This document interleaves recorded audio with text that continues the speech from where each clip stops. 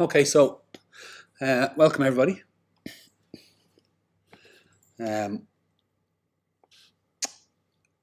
going to look at the MAs today, and I'm going to look at the RSI. And what I'm going to do is I'm going to set up the Ethereum chart. So basically I'm going to set up the MA and RSI chart for ETH. And then while I'm doing it, we can also then just have a back test. We can look back at what's happened through the MAs, yeah. And then when I do that, is one of the other sessions I'm going to do soon after that is relate the MAs and the RSI to the channel chart. So we'll have a look at the channels chart, and then we'll have a look at the MAs and the RSI, and we'll start telling the story of the both of them together. And then we can sort of layer in. We can also layer in the arcs and the impulse waves. So you'll see that we're starting to layer up the conversation within the different indicators. So has anybody any questions before we start? Hope everybody had a nice weekend. Okay, so let's go. So I'm going to share a screen. There is the screen. Okay. So there we go. So everybody can see my mouse moving from side to side.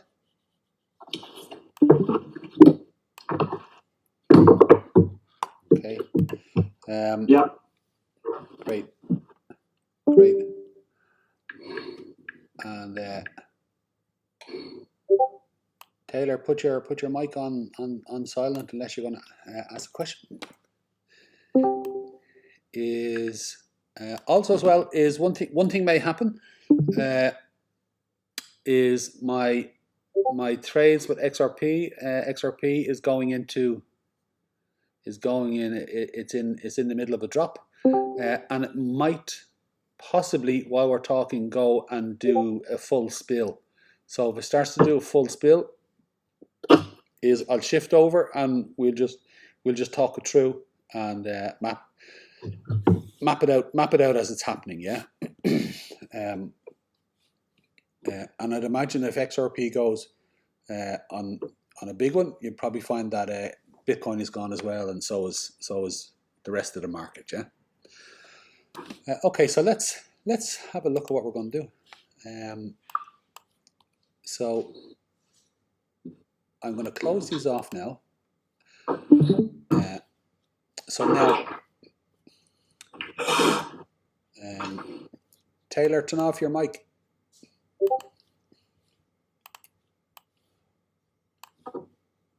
I'll turn off your mic.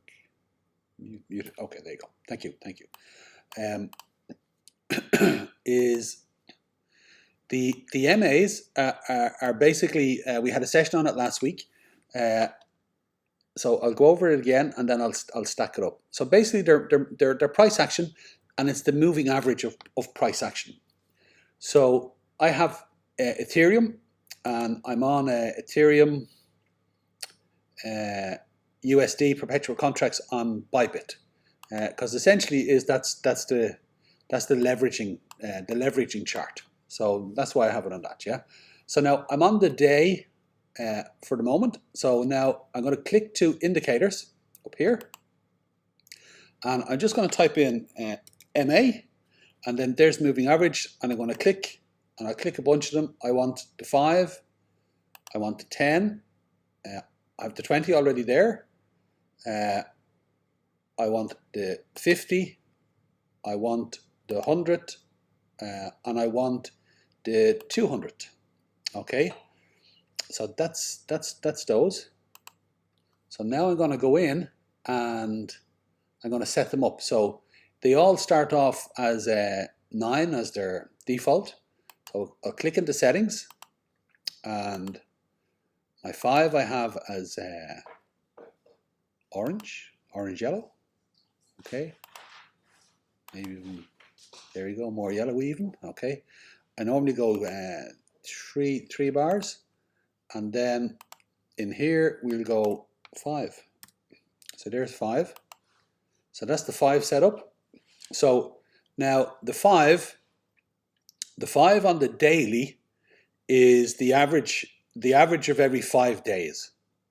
So that's the way it works. So now this yellow line here is given each one of these candles is a daily, and then the MA is on the average of every 5 days on the daily. So if I bring it down to the 1 hour, is now I'm on the 1 hour candles, and then this line here is the average of every 5 hours. It's not 5 days anymore, it's 5 hours. If I go into the 5 minutes, it'll be an average of the 5 minutes. So you gotta remember that, so that when you look at it on the hour, there's the line there. If you flick to the 12 hours, is the line's in a different place, because the average is based on the time that you click into. So that's why when you're moving through the different timelines, is the lines, the moving averages can move about the place, which can be very confusing at the start when you're trying to get used to it. So, but that's why that is, yeah. So there's the 5. Then we got to go do the 10. So into settings, there is 10. And then the style, we'll go in, and there's blue, and there's 3, and OK. Now 20 MA is already here. Now I have that yellow. What I'm going to do is I'm going to make that white. Okay, there's that there. So now 20, then we want a 50. So there's a 50, and then the color, there's like a green, and then 3 bar. Okay, then we're going to do 100. 100.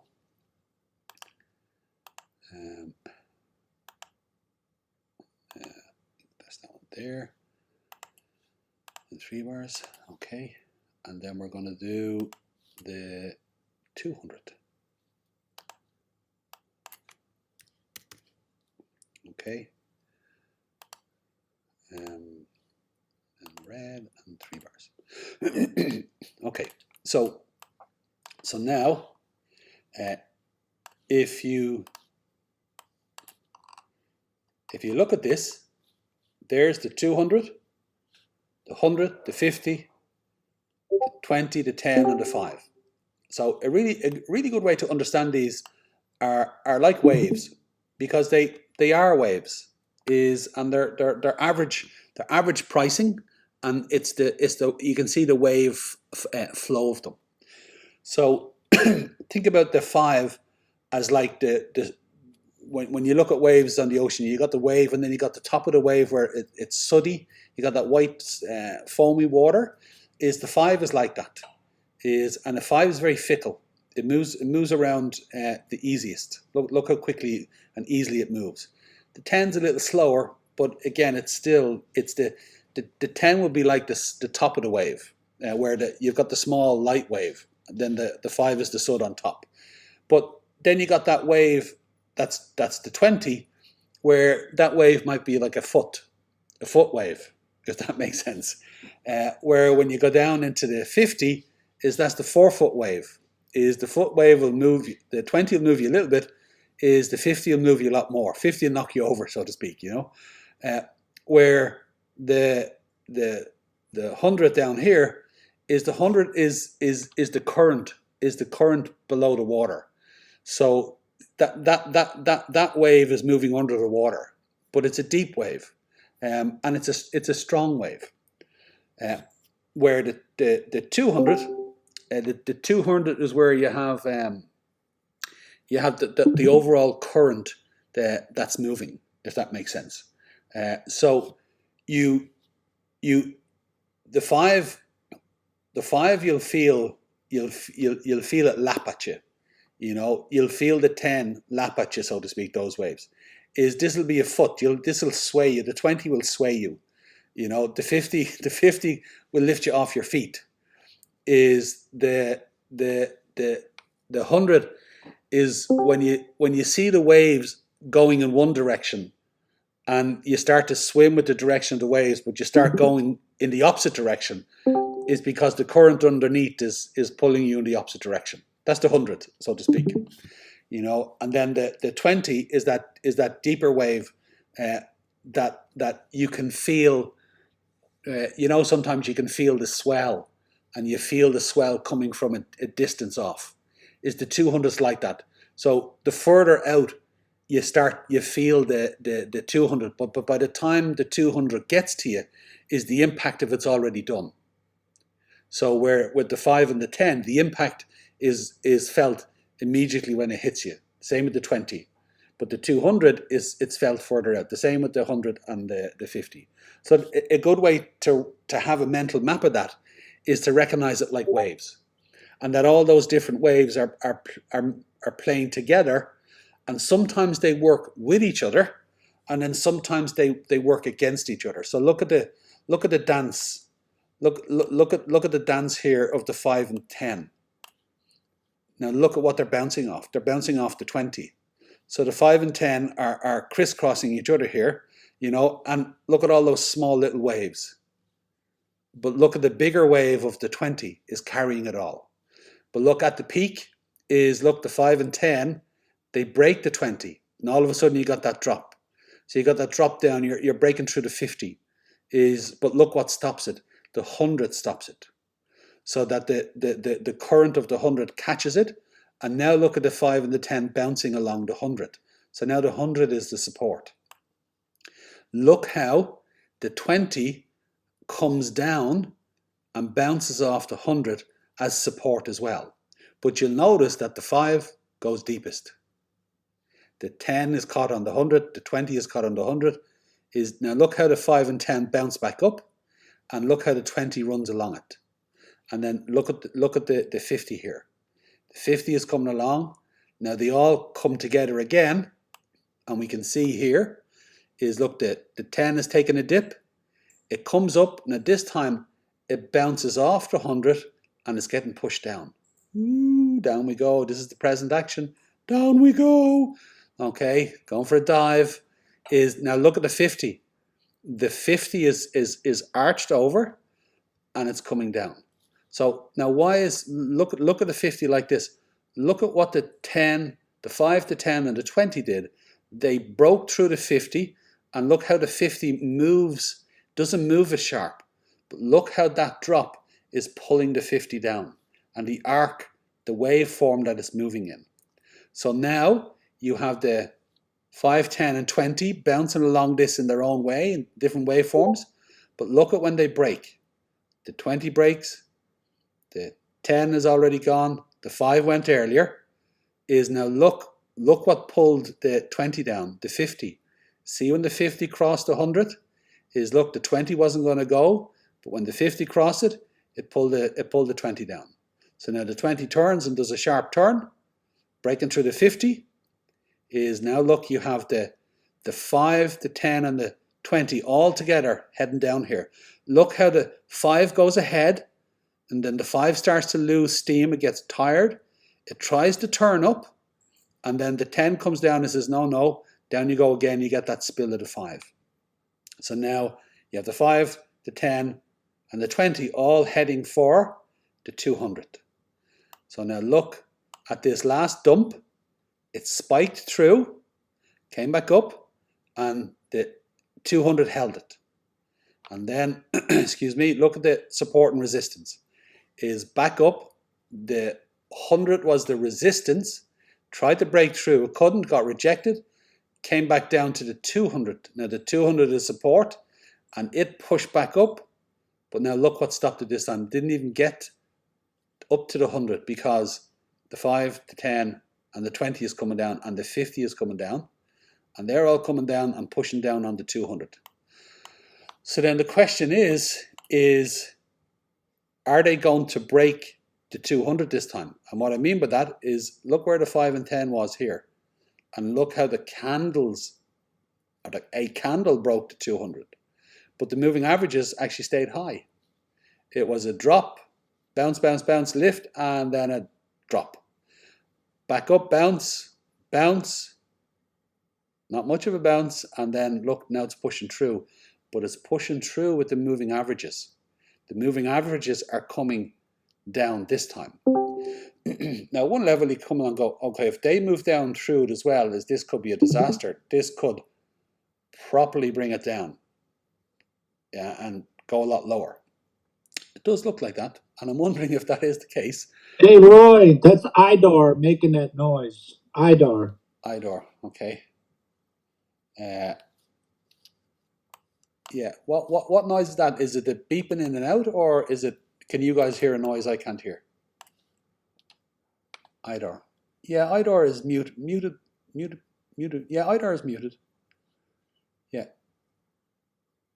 Is it, was there, is it okay? Is it okay? Is there a noise that's happening that I can't hear? Much better. Okay. Thanks. Okay. All right. Super duper. So now yeah, in some ways it looks, oh my God, what's going to happen here, you know? But it's quite possible that we get a double bottom. Is you got this, like and a W, comes up, breaks down, comes up, breaks down, it pushes down, and it may not break this bottom here. It can come down to it where the candle will get down, and then the moving average will do a sharp turn. It gets down, the 5 does a sharp turn, the 10 does a sharp turn, the 20 slower but still turns, and then you get them bouncing off to 200, and then you get that lift back up. And you'll see that possibly the way the 50 is coming, the 50 is coming like this, and then the 50 just comes and turns up like that. Same to 100. The 100 is like this, and it just comes along, and then it just turns up like that. What happens is that you get that double bottom that gives you the lift and the bounce up. So most likely that's what's going to happen. But it comes down and it does another test of this, yeah. So now it'll be interesting to see what happens. But you can see the play of the moving averages, and when you look at them like waves, and they do move like waves. Like price action moves like waves, and the different timelines move like waves as well. Where we're actually on the 12-hour at the moment. If we went to the daily, there's the daily. So now let's see, we just talked through this portion here, yeah, on the 12-hour. So let's talk through it again on the daily and just see if there's any differences. Now I'm gonna flick back, take a little snapshot in your mind of what that is there. Okay, now look at this here. There's less movement in it because it's on the daily, but it's still the same movement. But look, there's less difference in the movement. But now we go to the 12-hour. As you can see that there seems to be more of a bounce in it, yeah? There's more movement in it. So now when we go back to the daily, similar, but not exactly the same. So now look on the daily, there's less crossovers. You see, between the 5 and the 10, on the 12-hour there's more crossovers. On the daily there's less crossovers. But it's still the same price action moving up. But the moving averages, because it's doubled the time, this is the day, it doesn't cross over as much. As you can see, the bounces, look at the touch, there's a touch on the 20. One is, if we go back to the 12-hour, is now look how many touches on the 20 there was. Lots of them. Touch, touch, touch, touch, touch, lots of touches. Lots and lots of touches. But when you click to the day, excuse me, there's only one touch there. Okay? And then you can see, same thing, is the same pattern, but it's just not as complicated, not as many twists and turns in it. But still the same is once the 5 and the 10 it peak, and again this would be an Elliott wave, and then here's the I see this is the thing, is this is an Elliott wave with an ABC correction, but I also believe that this might be a greater Elliott wave where this could be 3, this could be 4, and then off we go for 5. Okay, and then a smaller Elliott wave here, and then an ABC correction, and then another Elliott wave here, but of a greater 3, 4, 5. I think that's the case. I believe that's the case. Anyway, but we're not talking about Elliott waves right now. Okay, so, but look, here's the 5. Once the 5 crosses over to 10, okay, and it's always very telling when you see the 5 cross over and start to cut through stuff fast, stuff as in more moving averages. It's always a telling sign when you see the 5 cut to 10, go straight through, cut to 20, is you can tell that there's an intent in that. Look how quickly it takes the 10 with it. And then look how quickly it takes the 20. And you might not think that the 20 is moving fast, but you won't see the 20 turn as sharply as the 5 and the 10. It doesn't. So when you see it do it, you go, okay, that's also moving with intent. Here's the look at the dropping. Here's the 5. You see the candles dropping away. So when you see the candles dropping away, you know that the 5 is looking to turn. And it tried to turn, and then look, the 10 came down, pushed down with 2 more candles, so it forced the 5 down more. But then the 5 eventually turned up, but we'll have to wait for the kettle to stop boiling because it's really interfering with the sound quality. Okay. Anyway, here we are. That was a quick boil. Okay, so now you get the turn up at the 5 here. You get the turn up at the 5. I'm just blowing up so you can maybe see a little bit better. You get the turn up at the 5. Look, it crosses over the 10, and this is where the 5 and the 10 is start to create a bit of support for a pull up. However, is look at while they're trying to turn up, look what's coming down. The 20 is coming down. So look, you got this turn and you get this candle coming up, but look, the more you get to be able to read this, you go, okay, this is the candle coming up, but you can't ignore the fact that this 20 is coming down. So I'd see this and go, look, okay, here's this lift, but it isn't going to last. It looks like it's going to get a spike through the 20, and then the 20 is going to push it back down. Because the 5 and 10 pulled this down, the 20 is now continuing that. So you get this big red candle pulling down. Okay, but look, we can see that the 50 is being a support. So you're getting these spike throughs and lift, spike throughs and lift. So again, spike throughs and lift. Why do I think it's going to spike through and lift? Because the 50 is still in that ascension. The 50 hasn't turned yet. So it's still, you can still see it's a strong support. How strong? Is see when the 5 and 10 turn with the 50, is look, you get that lift. Okay, and it's like the final rally before the push up before you get the spike down. So now look, the 10 turns sharply, or sorry, the 5, the 10 turns, here's the 20, look, they're all now in unison, closer together, smashing down on this poor 50, who gets another baiting, and look at that nasty spike through there. Okay, but still the 50 held, and then a drop down here, and then a lift up, and then you get the breakthrough. So what was the breakthrough? Look at how it wasn't just candles that got through the 50, it was the moving averages themselves. So once the moving averages got through, is now you start to see, look, the 50 is cresting. So once the moving averages are getting through, the 50 is starting to look. See, it's ascending, now it's cresting. And you can see that the 50 is being pulled down by it. But it just moves, it moves more slowly. Its wave has to take its time to move. So the more familiar you get with it, you can see the flow of the 50 and how long it takes for it to peak, to crest, and then start to turn down. So the more you get that, you could nearly see that once this happens and you start to see this, you could nearly make sense that you're going to get a lot of a lot of sideways action here and a lot of volatility while it's working its way out. Okay, yeah. So now they're spilling, and now we're down onto the 100.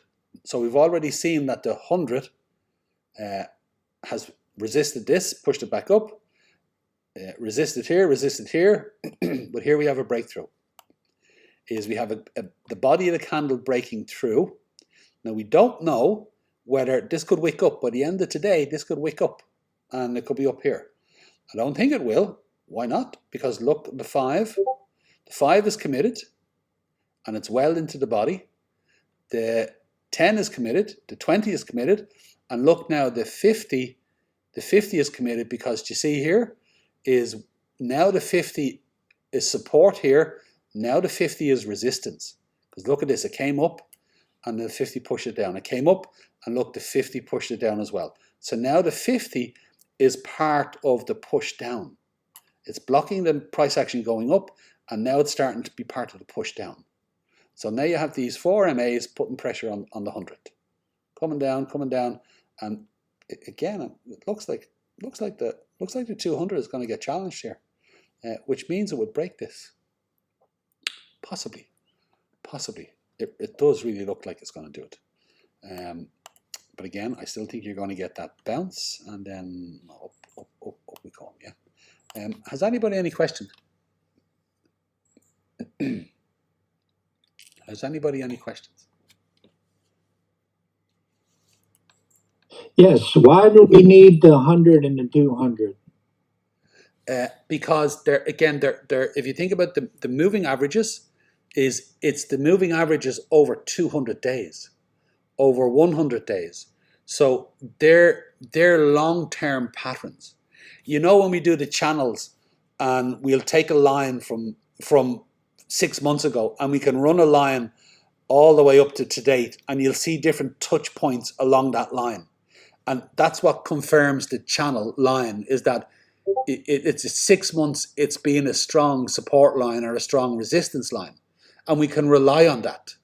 And the longer the line, the more you can rely on it. The more long-term support it is, the more you can trust it. So it's the same with these, is that the 200 MA is a really, really strong support line. So that if the 50 fails, it's on the 100. If the 100 fails, it's back to the 200. But they're really solid support lines. So when you're going to trade, if the 100 breaks, is what's your next target? Potentially, it's the 200. So, and they're more consistent than, look how fickle the 5 is. So the 5, look how quick and easy the 5 moves, yeah? Now the 5 is like the tip of a spear as well. So if you're going to get a big move, it begins with the tip of the spear. The 5 will move as well.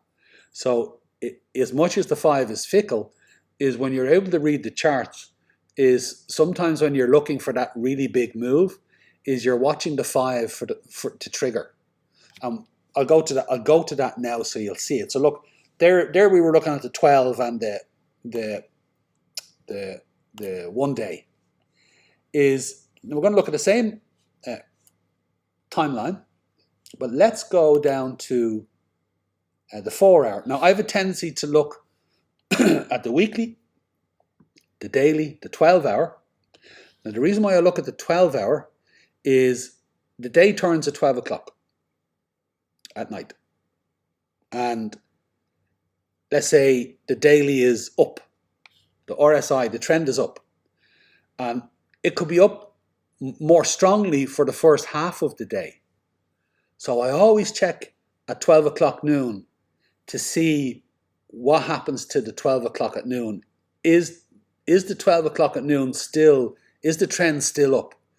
Or has the uptrend for the day predominantly over, you'll know that if at 12 noon you see a turn down of the RSI, then you know for the second half of the day is that it won't be as strong. So you might get the bulls strong the first half of the day and the bears stronger on the second half of the day. So always checking the 12 o'clock at noon and watching how that behaves for the first hour or two gives you a really good indication about what the rest of the day is going to be like. So yeah, that's a sweet one. So I use that, and then I go to the 4 hour, because you could look at all the hours and you could sort of spend all day flicking through all the different hours. So generally the rule of thumb is a quarter. So is look at the 15, look at the hour, look at the 4 hour, look at the 12, look at the day. They're the ones I generally look at. And again, sometimes I'll pop into the 5 when I need to see the immediacy of immediacy of something. Is if I want to know, like, I'll give you an example. Let's say it's coming up to 12 noon, and I want an indication of is it going to stay going up or is it going to turn? Well, I look at the 4 hour. Is the last 4 hours before noon, between 8 a.m. and 12 p.m., if the 4 hour is up but looking tired, it's an indication that it's going to turn. Is if the last hour before the noon already has turned, it's a solid indication that maybe the 4 hour is going to turn, which means the 12 is going to turn. Is if I'm looking, and I want to go a little tighter in on time, I look at the last half hour before noon, and if that last half hour is already solidly turned down, well, that's telling me that the next hour is most likely going to turn down, which is possibly going to pull the 4 down, possibly pull the 12 down. So it goes like that, you know. But sometimes you can pull it all the way to the 5 minute. It's borderline. You're going, is it going to go one way or another? And you're looking at a breakout. The 4 hour is going to break out. Is it going to go up or going to go down? Which way is it? Is you go into the 5 minute, which we're going to do, and the 5 minute, you'll see that the bands are really tight. And when you see the 5 minute break out in a particular direction, it's a very good indication that the other timelines are going to go that way too. And normally there's a pump up before it goes down, and normally there's a pump down before it goes up. So you'll see that whatever direction it's going to go, there's normally a push in the opposite direction first. Again, I'll talk you through it. So here's the 4 hour, and look at the same pattern that we're on. And now you notice it doesn't fit on the screen as well, so we got to zoom in here. But now look at this. Is remember on the day there was less crossovers between the 5 and the 10. On the 12 hour there was more, but they were bouncing off the 20.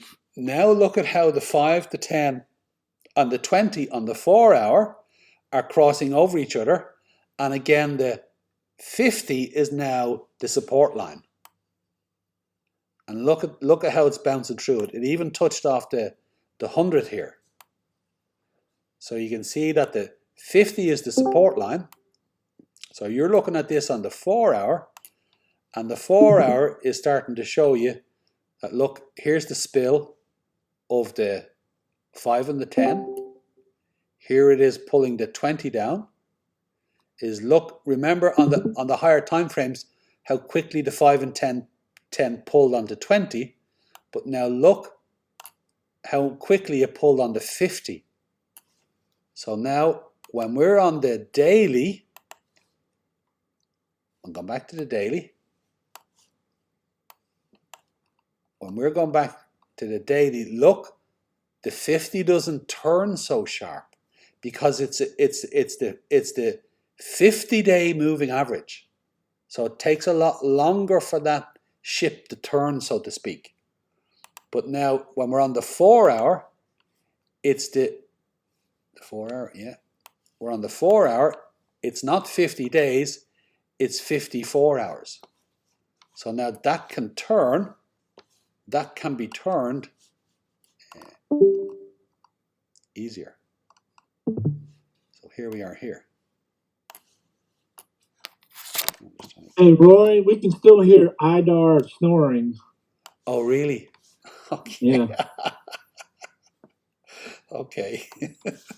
Yeah, I had to go in there and mute him myself. Okay. Let me, yeah, because I did check, he was muted, so. That's funny, he's snoring away.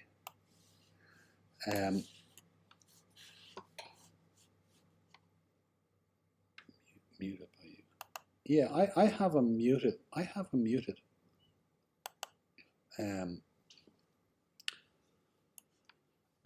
Mute. Server mute. Okay. There. No, I think I've muted him for everybody there. Is that the case? Beautiful. Is that the case? Good. Okay. Yep. Okay. Okay. Okay, so now let me go back to, let me go back in here.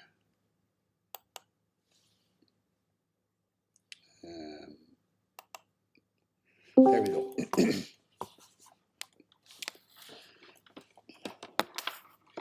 And I just gonna clean my mouse a little bit. It's messing up. Okay. There we go. Okay, so now, so my point about the 4 hour is that look how the 50 turned on the 4 hour. So now the 50 is more malleable. They're all more malleable as you go down through the timelines. So now you have the 5, the 10, the 20, and the 50 coming down, and look how it turns to 100. And again, the 100 capitulates, and then look, the 200 capitulates. Now look how, now price action is coming up, and the 200 is a resistance line here. So the 200's a resistance line here. It breaks through, and then look, it breaks through again, tries to break up, resistance is breaking down again. Look at all the moving averages, all starting to spill, as well as the 200. So this is one of the ways that you look at it. And imagine doing this from the opposite. You see the 200 on the hour break first. Then you see the 200 on the 4 hour break. And then you look at it and go, okay, if it's broken on the hour, it's broken on the 4 hour, is if you go to the 12 hour, then the question is will the, I'm back on the 12 hour now, will the 12 hour hold? Does that make sense? So now you can see the 12 hour, it is being challenged. So the 12 hour could get broken. Is these moving average wicks could break the 12 hour, but look at on the daily, there's a lot more traveling to do to break the daily. It'd be much harder for them to break the daily than it would be to break the 12 hour. It looks like they might break the 12 hour, but again, they're going to have a job in their hands to break the daily. Yeah. So you can see that you can observe the cascade happening through the different timelines, and that as it breaks the earlier ones, you're checking to see if it's going to break the later ones. So it as part of your TA, your daily check-in, like I do this all the time. When I check my MAs, is when I have a look, the first thing I go to is either the week or the daily. And if I've got it in my mind where the weekly is, and I know it's not really moved, because again, on the weekly it'll turn much slower, and then there'll be the turn of the week, and then there'll be the small movements within it generally, you know. Where I'll go straight to the daily and I go, okay, what's the trend on the day? And I always want to know when the day turns that first hour or two, it takes time, a lot of times it takes an hour or two to settle in to where the day is going. And then you go 12 hours, 4 hours, 1 hour. So I want the zoomed out look first. And then as I go in, I start to see what's holding and what's not holding, and the play of it. So now I can see that the 200 on the day is looking pretty solid. The 200 on the 12 hour, that's going to be tested next. And then the 200 on the 4 hour is already capitulated, and it's now being resistance. It's holding price action down rather than holding price action up. And everything else, look, it's bouncing along this. Okay, so now let's say that the 200 on the day held. It does a double bottom. Boom, boom, does a double bottom, and it starts to go back up. What will I be looking for to feel a confidence that that's the bottom and it's going up? I will be looking for price action to now get above the 200 here on the 4 hour, and that it back tests and demonstrates that the 200 on the 4 hour is now support again. So I'm getting these bounces here, and then up it goes, and we go, okay, that's a nice solid indication that it's heading back up, that it's not going to come down too quickly too soon in the short term. Okay, so now let's go to the hour. Okay, and again we got to zoom. Got to zoom in, because here we are back at the bottom here. So look how much we have to zoom in now. So now this is the 5 MA is the average of every 5 hours. 10 hours on the 10, 200 hours on the 200. So now as this moves here, look, as the 5, I'm going to zoom in for this. Here is the 5 and 10 drop. They break up across the 20, but equally, look, the 20 has crossed the 50 here. So you got that extra lift of those 3 MAs crossing the 50. You got the lift. They come up, they break the 100 and the 200, and look, they come back down, and they use, now the 200 is the support. So there's a lift, there's a wave. Look, it's under the wave, it breaks it, and then there's the back testing of it. Remember, I talked about the 200 on the 4 hour. Here's a perfect example of it here on the 1 hour. It's below it, and maybe this is an example of what's going to happen. There's that double bottom. We got the lift back up, and then it tests it, and then we get that break up. Okay, so now look, you have the 5, the 10, and the 20, and the 5 and the 10 bounce off the 20, and now look how it moves away from the 20. And now look how the 200, look at the wave of the 200, nice, slow and steady moving away. Look at the 100, look at the 50, look at the 20, and here's the 5 and the 10 bouncing off the 20,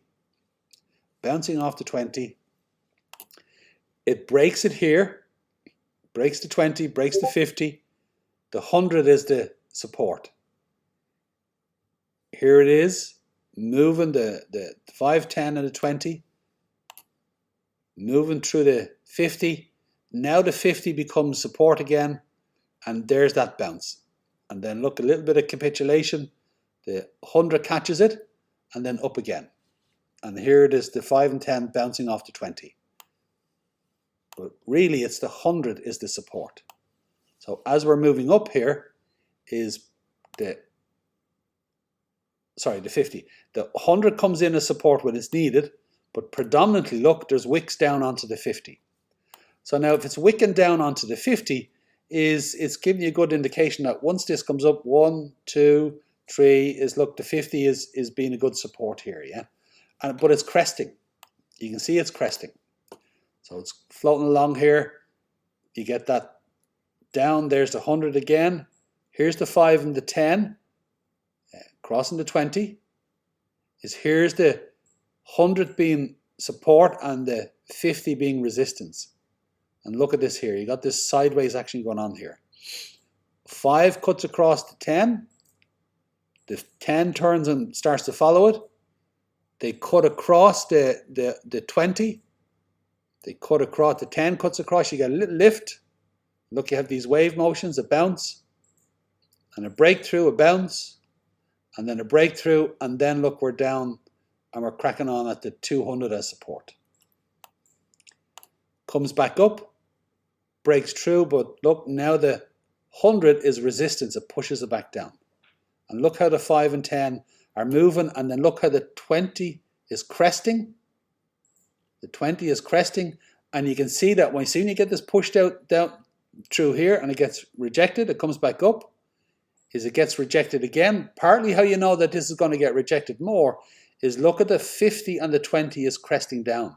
They've peaked and they're cresting down. So you know that when price action comes up to meet these, that they're going to push down on it. And look, the 5 and the 10 turn and the 20 comes with it this time. So you know that here's a bigger test of the 200. It gets tested, it gets rejected back to the 100, and then it gets pushed down again. And you know that this is going to push down. You know that these are part of the resistance that is going to push down. And again, there's a strong chance that 200 is going to get broken here because there's too many MAs ganging up on the 200. You can see them layering in together. And you got this push down. And look, how do you know this is only going to go so far? Here's the 5. Look at the candles dropping away from the 5. If the 5 is going to keep going, the 5 would be like this, and the candles wouldn't be dropping away. But when you see them drop away like this, is you know that the 5 is getting tired, it's going to turn. And it breaks to 10. Look at the candles. 5 and 10 move together, break to 200, and when they break to 200 and the 20, you know there's still going to be a little bit more lift. But you know that the 50 and the 100 are still, look, they're still cresting and coming down. So you have a breakthrough. But again, I wouldn't have too much confidence about the breakup. Now, I also know that this is a peak.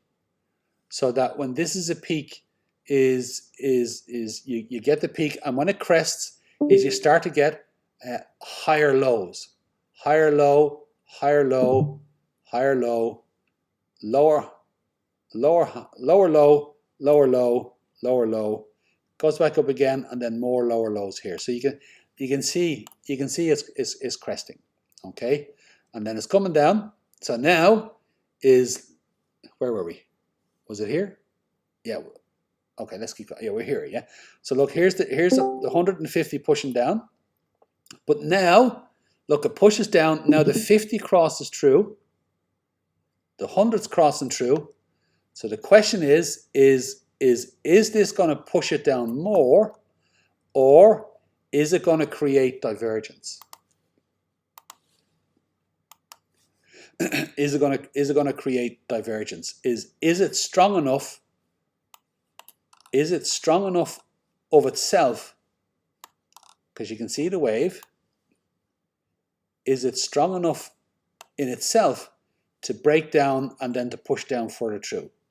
So now I'd have to look at this more, but I can tell you that as a movement, is you can see that this is a bottom, and then this is the start of an Elliott wave, an impulse wave moving up, and the impulse wave moving up, you know, is not finished here. It's only really getting going. So is this going to break down? No, it's not. You know it's not. I know it's not. So and again, this will be a little arc as well.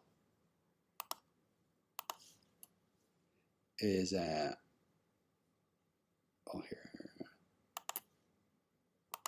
Okay. Like here's an arc on the daily playing out. Okay, and then this is a breakup. Okay, so here's another one here, which will be like a bull flag. Okay, and again another breakup. Okay, so you can see the way it's moving. So really, between the moving averages, the channel it's moving in. Here's the channel. And again, I'm just throwing out these lines. I'm not making them accurate. I'm just giving you an idea. Here's the channel it's moving down. Is a downward channel like this, it tends to break up. Okay, and then here's the divergence line as well. So that it touches, and eventually is there's a breakout, and then up it goes. Yeah. So there's lots of indicators to say that this is gonna keep going. Okay, up. So now look, it bounces and then up it comes.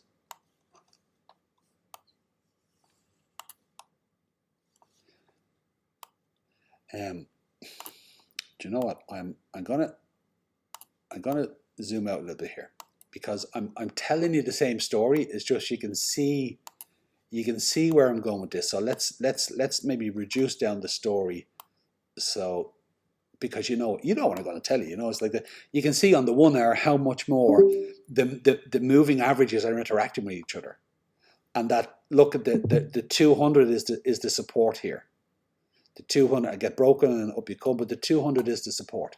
Look at how all the other moving averages on the hour are. There's more movement in them. Where as you go into later in the hours, is they're more separate and they're more spread out. So it's a very good way for you to measure your trades. So if you're trading on the 1 hour, is you measure this. If you trade on the 4 hour, again you go into the 4 hour. If you're looking for confluence, if you're looking for a peak and a turn, is you check the 1 hour, you check the 4 hour, is you check the daily. If they all give you a top, if they all tell you that there's a top here, okay, and that once you reach the top, is we're going to start to move into lower highs, higher lows, and then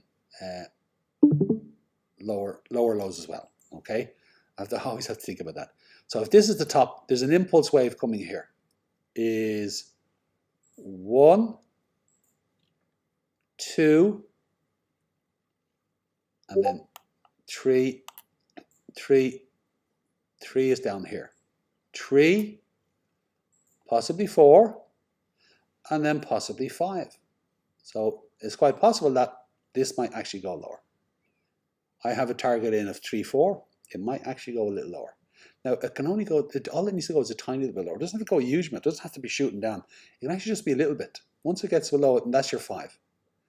Okay, and that will be the end of the correction, because this is the peak of an impulse, and then this is the A, B, C correction, and then you have a 1, 2, 3, and off we go. We're into another impulse.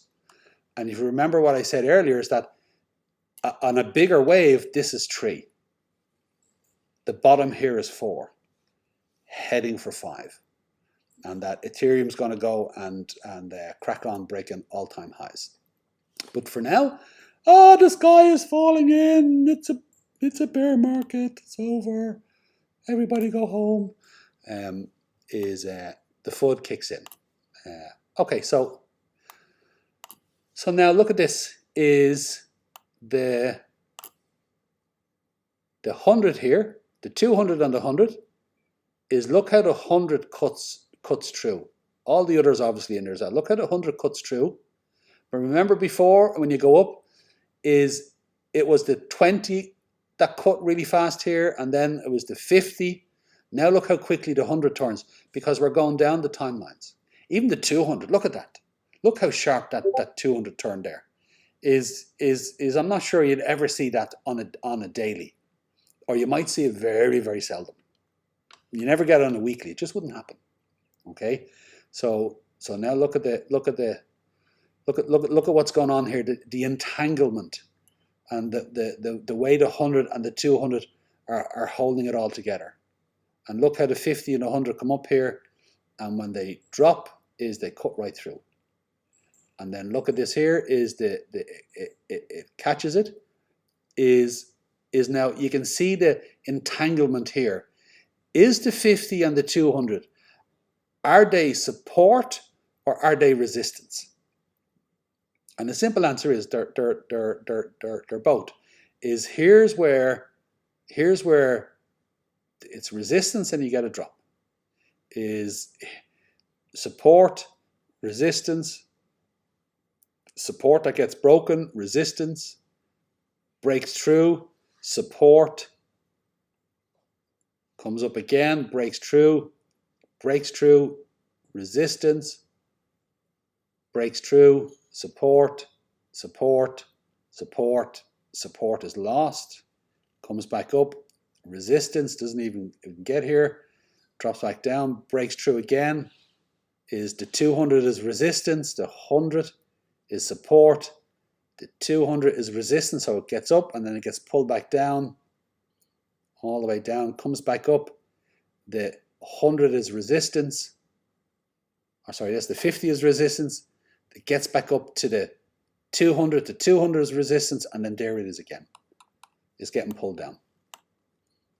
So now very, very entangled there.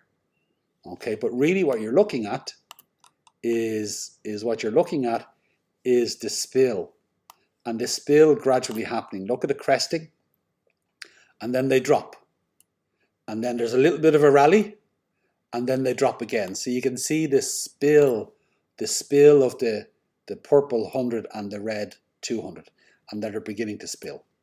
So there's definitely another spill going on here. Let me zoom in there. Just seeing how quickly it's happening. So I have a target of 3.4, and we got to 3.66 already. Is what's going on here now? Is you can definitely see the 100 going. Look at the 20 and the 50. There's the 10 and the 5. They're all going gloriously. And look how close they are to price action. You see what happens is that, let's say you get, I'll give you an example here actually. You see how here's the 5. Remember the candles start to hang off. So you see how long these candles are, and the wicks is they start to move so far away from price action that the MA can't follow it. And what happens is you get these wicks down. They don't last long. They wick. They come back up, and you know that this is coming to the end of it. Look, here's a few spikes down. The 5 turns, the 10 turns. Look how sharp they turn when they turn. So it all looks devastating. Oh my God, it's devastating. You know, but when you start to see the candles move away from the 5 and the rest of the MAs can't keep up, and they're getting longer and longer, is when you know the bottom's in. You know that as it wicks down, it can be quite terrifying. Jesus, when is this ever going to stop? But at one point, it'll just hit it. You get this long retrace, and then you can take a breath, and at one point, these will just turn. Look how quick it turns. Just snaps around. Snap, snap, and then up it goes. So brilliant trading opportunities. Brilliant trading opportunities. Okay, so now let me go on to the 15 minute. Okay. I'm not gonna go through the whole price action again, yeah. Because I'll just be telling the same story, but look, now you can see the entanglement of them on the smaller time frame.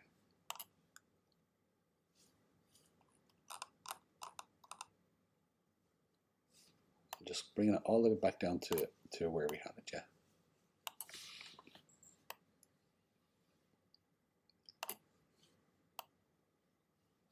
I'm getting lost in it now. I think this is it. This is it. And again, you can see the arcs here. Like you can see the arcs here, yeah. Like here's a trade here. Here's a 15-minute arc.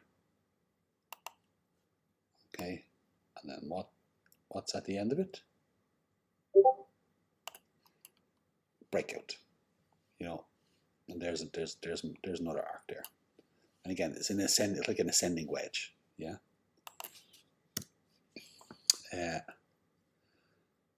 Now let's zoom in a little bit.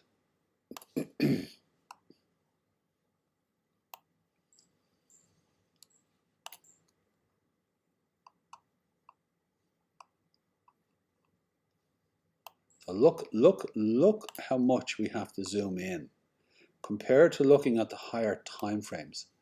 Is now we're moving into the moving averages. That is the 5 MA here is the moving, it's 5 of the 15-minute moving averages. So the time that we're getting into here is much less.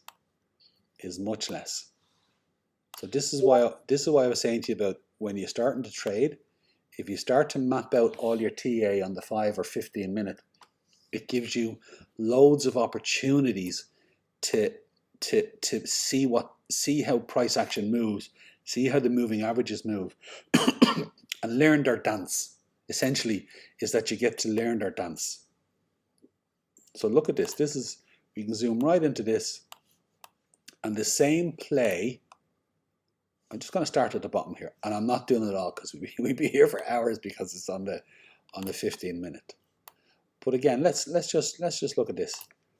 Is you get the 5 cutting through. Look, it gets rejected at the 50, the green line.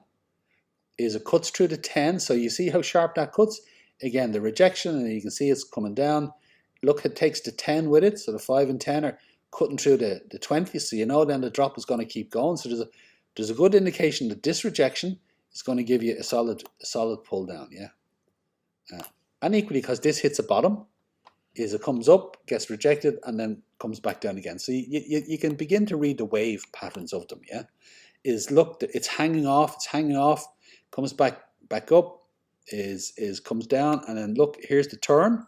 So the 5 snaps, breaks through the 10. Look how the 10 gradually turns. So now the 5 and the 10 are breaking the 20. Look how the 20 gradually turns. Breaks the 50. So you can see that, look, the 5's breaking the 50.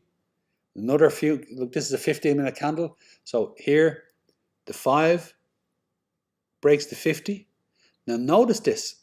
If we get into this in more detail as we go along, look at how all these green candles are lifting. Now, as you break the 20, you get a red candle. Why do you get a red candle? Is a lot of times when a moving average is crossing, at the point of crossing over, it's almost like they neutralize each other.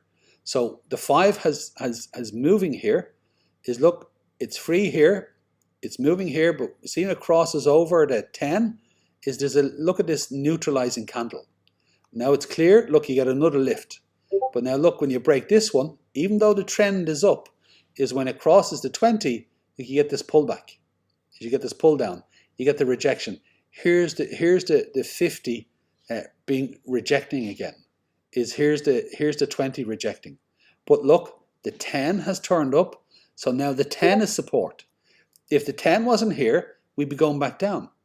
But the 5 had already turned the 10, so now the 5 is getting tired on its own. It comes back down like waves within waves. But look, here's the 10, it catches it, and then up it goes again. So now here's the 10 lifting through. And again, as you get that neutralizing, look, you get all this, and look, it gets pulled back down. It's breaking the 10 and the 50, is you get the pump. The 10 isn't a great support here. The 5 is. Look, it's the 5, the 10 is lifting this, but then the 5 takes over, and the 5 lifts this, while the 10 is being neutralized by the 20 and the 50. But now you get the breakthrough, is this candle here is when the 10 and the 5 are working together. You know, but then look, look how much they move away from look how much the candle, the price action moves away from them. So it gets tired, and it has to come back down. So here it is hitting the 10, or the 5. Here it is hitting the 10. Here's the spike through. Okay, and look, the 5 turns a little bit, but the 10 says, no, we're going up. The 5 says we're going up, the 10 says we're going up, because look at the 20. Look at the 20 underneath. The 20 has come in, and now the 20 has broken the 50. So the 20 has broken the 50. So what's happened is that the 10 has stopped this drop, but equally the 20 and the 50 are also underneath it. So when the 20 crosses the 50, look at this. Is you get this initial, and then you get the pop. So now the 20 crossing over the 50 is given this pump. Now it's come in, and it's the 20, the 10, and the 5 all pumping up through. And it's strong enough to break through the, excuse me, the 100. So you can see the 5 and 10 breaking, the 20 breaking. See the 3 waves together? It gives a nice lift, but then again it gets tired, it has to come back down, is the 5 gets broken, but the 10 becomes the solid support. And then the 5 comes along, look at the intertwining of it, and then they lift together, and the 20 all along is support.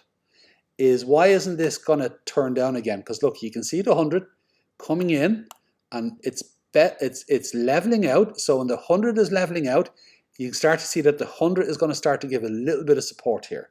So it's not going down. You can see it leveling out, and equally look at the 50 coming up here. So you can see that there's a wave motion of gradually is it going higher and higher. Is getting support. So look, it's bouncing off to 20 here. It's bouncing off to 20 here. Now what has taken the wind out of the sails? What MA has taken the wind out of the sails and done it fast? The 200. So look, it comes up, tests it, gets rejected, says, no, I want another go. 200 slaps it down. The 50 says, no, let's give it another go. And the 200 says, not in your Nelly, not a chance. Snaps the 5, the 20, and the 10 all get snapped down. And then look, they break the support of the 50.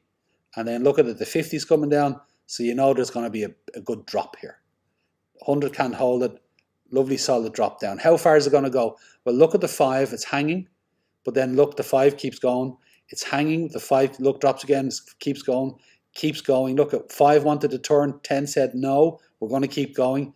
The 5, they start to hang again.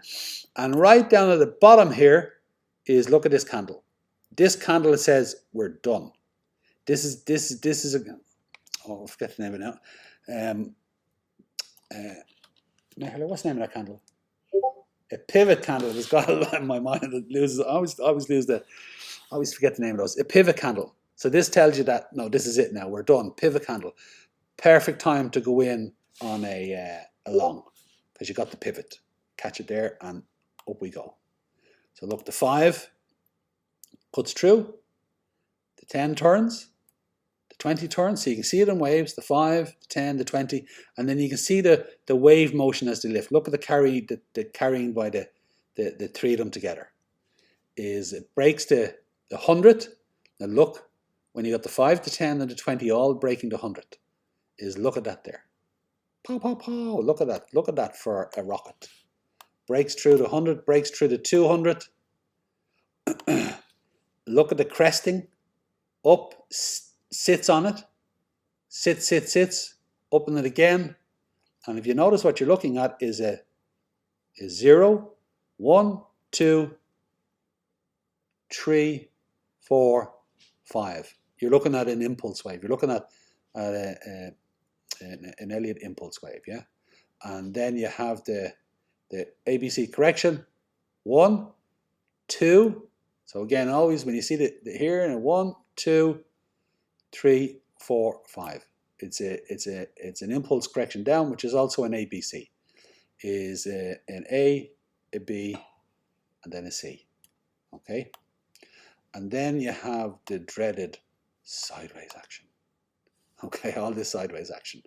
And again, sideways is you got to be able to edit this out. And what I mean by that is, I don't mean ignore it.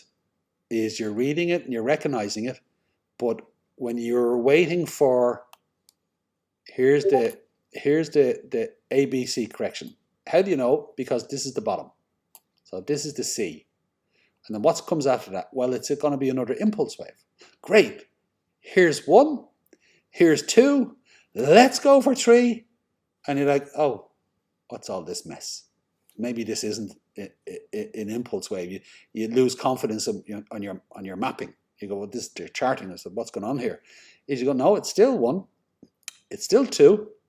And then you just have this delayed response. You have this fecky movement that goes on that you just got sideways until 3 properly kicks in. Okay, and again, we can follow the moving averages up, but look at the bounce. The bounce, so that the 10 is the support here. When the 10 can't be, the 20 is. Okay, and look all the way up. And this is a really big It's a really big, and these again, remember the 3 steps up? The 3 steps up. Okay, and then, there you go, look at this, is 3, 4, 5, because this is above this. So 3, 4, 5. And I think that's one of the challenges with, that's one of the challenges with Ethereum, is it likes to do a lot of sideways floating up. Likes to do a lot of sideways. See all this sideways floating up? This can be really difficult to read at times because the impulse waves are not so clear. So you really got to rely on peaks. The peaks where you go, look, there's a peak, then there's 4 and there's 5, yeah. And again, I'm even questioning that here now when I scroll along more. But again, I don't want to be getting caught up in yeah, that's not the peak. It'd be further on, because this is the cresting. Okay. So I would say then that either this is 3, 4, and then 5, because this is the peak, or this can be 3, 4, 5. Most likely 3, 4, 5. I'd need to zoom out and look at the others, and I'm not getting caught up in that. Anyway, you can see the moving averages and how they play out. Yeah. So this is on the 15 minute. So the more you learn how they relate to each other and how they move, is whether you're looking at them on the 15 or the hour or the 4 hour or the daily, is you can begin to recognize when they cross over each other, the effects they have on each other. Is when the waves work with each other and then the waves work against each other. When one moving average becomes a support, and then it can flick to a resistance. And when you're looking at your channels and you're looking at your arcs and you're looking at your impulse waves, is you're going to see the same story playing out on your moving averages. And the more familiar you get with your moving averages, you can begin to use those as another indicator that gives you confirmation and confluence. Or it will challenge what other indicators are saying to you. And that's what you want. You either want them to confirm what you see or challenge. And you got to be careful with your bias. Don't just be looking for what you want to see. Is let the indicator show you what they're showing you. And whether it's up or whether it's down, it doesn't matter. Is you got to go with what they're showing you. So if you find that your indicators are contradicting each other, that is something that you need to investigate, so to speak. Now let's add in RSIs, the RSI even, and let's see how that affects the whole thing. So, Roy, just a quick one. Yeah. I think Dell was saying on the group that he might still be muted. I'm not sure if you can hear it. Dell had the same problem last time. He couldn't ask a question. Dell, maybe it's a problem. Yeah, give me a look. Yeah, cheers. Sorry about that. No. I'm glad you said it, because Dell said it last time and I couldn't hear him, and he was frustrated by it. Where is Dell? Yeah, Dell, I haven't muted you, but your mic is muted. So you've muted yourself. Now you're unmuted, Dell. Hello, Dell. Actually, it's not Dell, it's O'Neill. O'Neill is your first name. Sorry, O'Neill. O'Neill, you're unmuted now. Can't hear you though. Now you're muted. Now you're unmuted. It's quite possible it's your mic, as in speaking into it. Is you're going to have to test your mic to see if when you speak that it's working. I think that might be the problem. I think so. But listen, I'm looking at the beginners chat here. Do you want to fire in a question to the beginners chat? What is your question?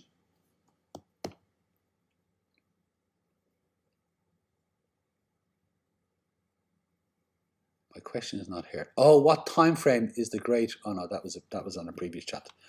Please check I'm muted. No, okay. Hi, I'm wondering if the problem is on my end. I think it is at your end, yes. Okay. So Dale, you're going to type in your question. If not, we'll move on, and sure, no doubt I'll answer your question afterwards anyway. But it would be nice to get the question now. And okay. Okay. Del or O'Neill, I will move on. Okay. He's typed in. You can move on. Okay. So now, before I bring in the RSIs, moving averages. It's one of those things where you got to get your popcorn out, and you got to sit down and watch it like a movie. that's it. And you got to watch it for hours. There's no shortcut. And it is fascinating to watch. I find the moving averages fascinating to watch, and the dance of them is and once you get really familiar with them, they really do provide you great indication and your finger on the pulse. So I look at all my other indicators. They give me measurements, and I can work off that, and I put trades in. But now the trade is in, and I want to go, okay, how's this trade going? What's it looking like? Is it working well? Is it for me? Is it against me? What's going on? I'm looking at my moving averages once the trade is in. I'm looking at them before, but once the trade is in, okay, I can see my channels, I can see my candles, I can see my resistances, I can see all that. But how are the moving averages supporting what's going on? And can I see anything coming up on the horizon that's going to get in the way? And what I mean by that is that 200 going to stay as a support, or is it going to break? Because if I see the 200 breaking, well, then I know there's a correction coming in. So now, okay, there's a correction coming in. The question is, well, how much of a correction is going to come in? Did I get my charting right? Did I get my targets right? Because the moving averages will, if I got it wrong, they'll show me first off, while I'm in the trade, they'll show me what's going wrong. So once I can isolate it and localize it in the moving averages, then it makes sense to me in the trade I'm in, and it can make sense to why price action is going in a different direction than I thought, or I see price action going in the direction I anticipated, and my moving averages continue to confirm that for me. So they're invaluable, but it is one of those things where it's time consuming. It takes time to be really efficient at reading them, simply because you're looking at different moving averages and then them all moving together. So it's getting to know how each one moves, and then getting to know how they move in relationship to each other. So the 5 is actually really important because it's the tip of the spear. But then also the 20 is really important, because an awful lot of the time the 20 is a really solid support line. So you'll find that at certain points the 20 is really, really solid. When you see the 20 breaking the 50, then there's going to be a bigger move in. If you see the 20 breaking the 200, this is definitely going to be a big move. Same with the 50 breaking the 200. That's a significant move that's coming. Whether you see it on the 15-minute, it'll be significant for the 15-minute. If you saw it on the 4 hour, it's going to be even more significant. It's going to be a bigger move. So all that you just got to get. You got to get used to just watching it.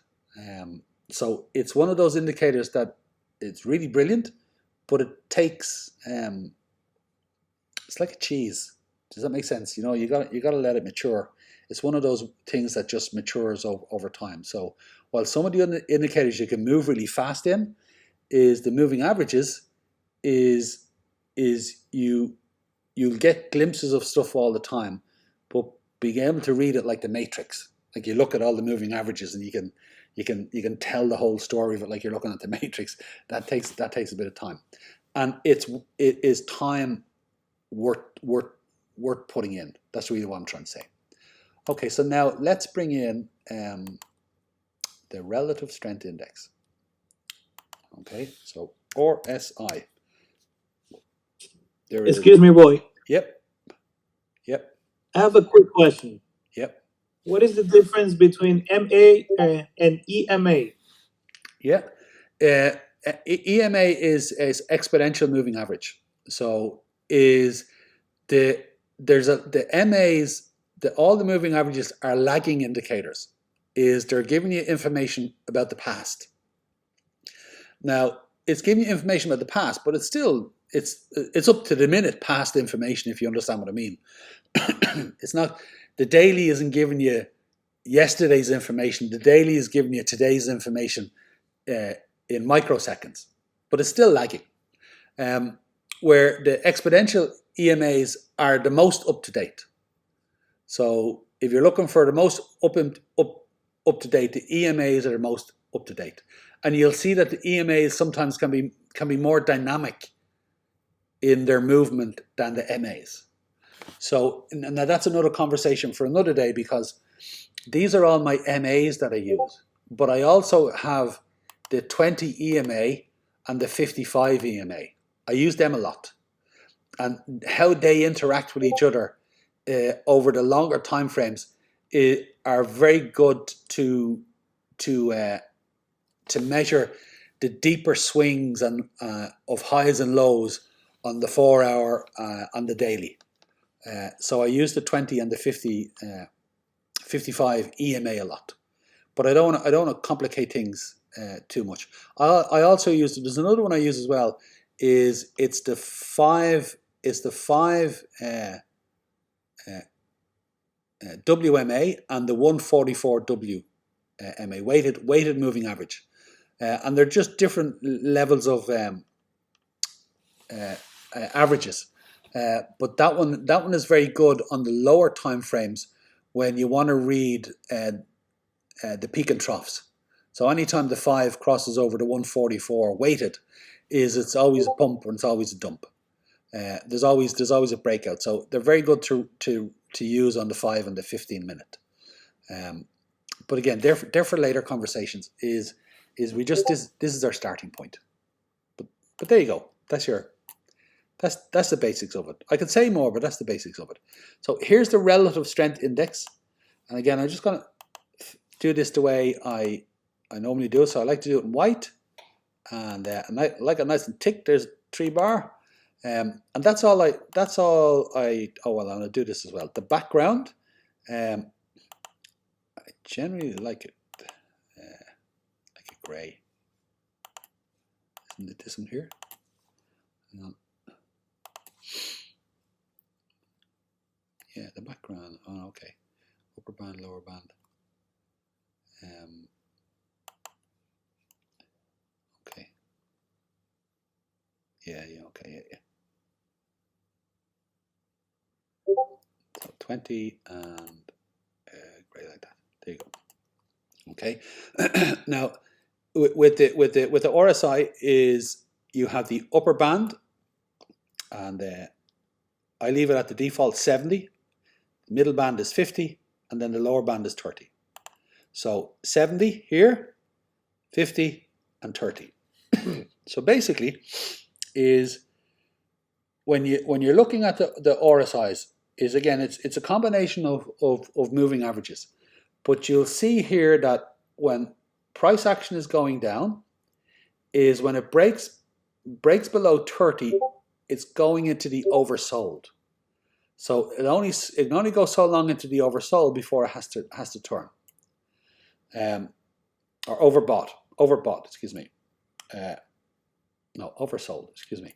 Then when you're heading up again, when it breaks this line here, again you're heading into the oversold, and again you'll see that it only can stay there for so long, and then it has to come back down.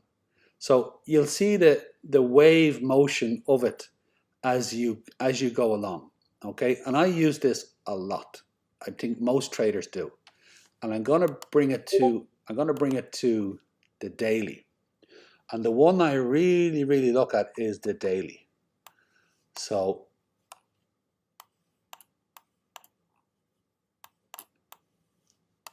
here's price action, yeah. So here's price action. Now just let me have one little flick at my trade just to see where we're at. Okay, just doing a bit of a retrace. Okay, it's retracing a little bit. Okay, so so now here is the daily. I'll go through what I check, yeah. So now look at here. The day is telling you that it's down, and here's the day candle, yeah. Okay, but now look at the 2 days before. This is up, and then this is weakening. So this is up and this is weakening. And again, you can see the 5 and 10 are coming down and pushing down. Okay, get rejected off the 100. Look, it pushes back up, but the 5 and 10, the 20 is coming down. There's a spill. The 50 is coming down. It's telling me that this is going to come down at it again, and it's breaking through. And again, you can see how sharp the wick is here on the RSI. Yeah, so I'm always checking to see at the start of the day is what way is the RSI going, and normally it takes a couple of hours for it to turn. And let me go back to here. So look at this here. Here's a bottom, and look, here's a peaks and goes sideways. Now this would also be an arc that you could trade, and then here's the breakout. So now look at here it's up, so it's up. It dips a little bit, up, dips a little bit, up, dips a little bit. Now the more it's going up, look at this here, it's starting to hit this. So the question is it going to keep going? Because it can go into the overbought, yeah, it absolutely can, but it won't go in for too long. So now look, but it tips off it. Now look at what's happening here is that it tips off this, but look, price action is still going up. But now look at this is going down. So this is the momentum on the RSI is going down, but yet price action is still going up. What do you think that tells you? Look, it catches again and it starts going up again. And look, there it is tipping again. But look, there's price action there. So now watch what I do here. Is look from here to there. Look at the angle of price action. Okay? So while price action is going up, the RSIs are not going up.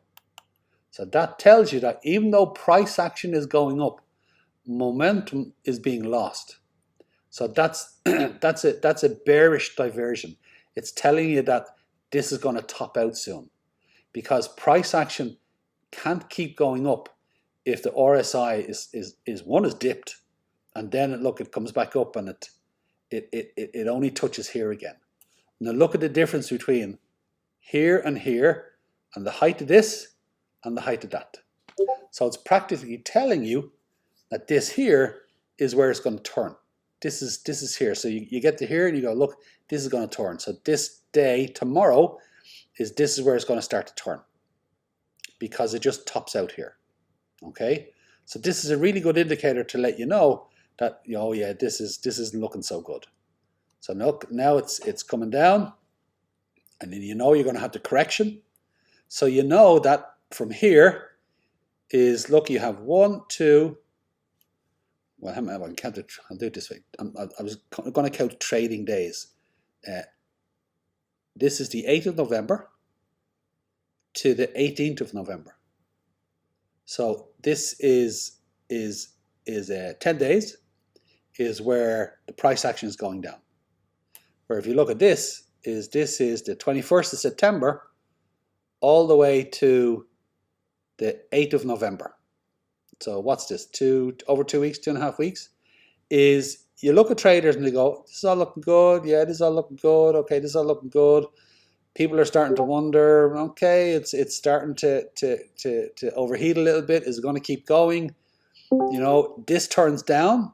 I guarantee an awful lot of traders are going, oh, this is going to turn. But then it keeps going up, and then you get this dip, and a lot of traders are going, yeah, this is definitely going to go down. you know, this is going to break through. But look, it supports and it keeps going up. So the more this goes up, and while this stays down, is the traders who understand this are getting less and less confident in this.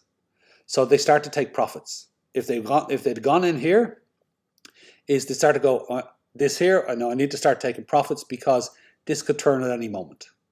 So when it reaches here again, and it tops out here and it tops out there, you go, okay, this is going to turn.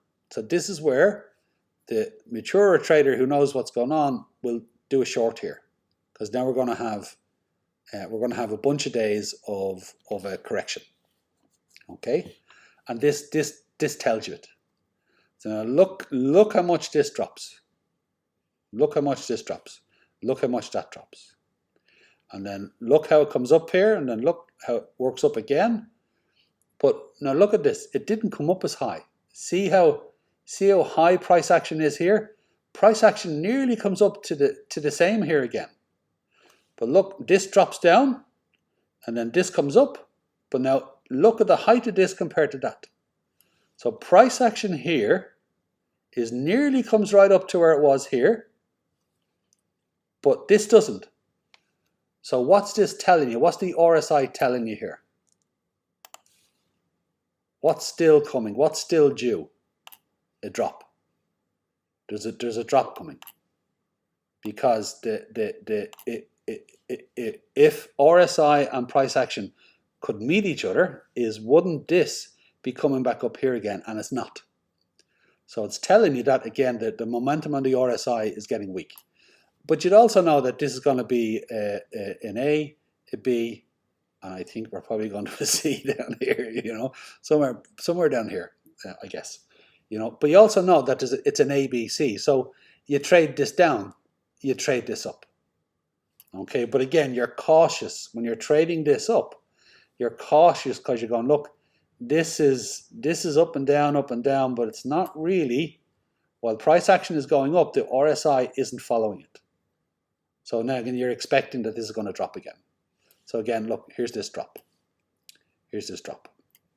RSI doesn't indicate how big this is.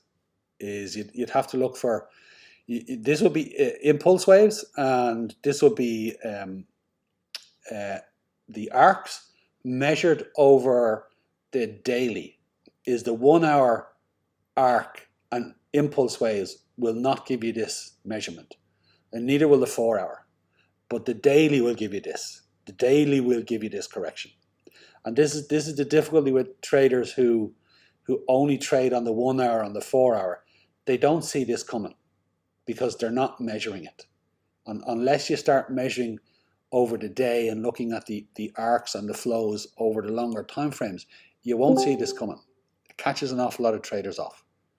Okay, so now look, down it comes. So look down, it dips. Here it is here. It comes back up. So here it is here. And then it goes down again. And then here it is here. It's moving down. Excuse me. So now the question is where's the bottom of it? Where's the bottom of it? Okay. And now look at this. Is how often does the RSI break the bottom here? So you can see that it for a long time it hasn't broken it, and there it is here, breaking it here. So what was going on here? When was this and what was going on? So this was the 20th of March 2020.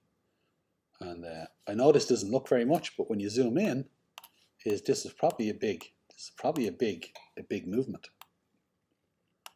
Probably a big movement.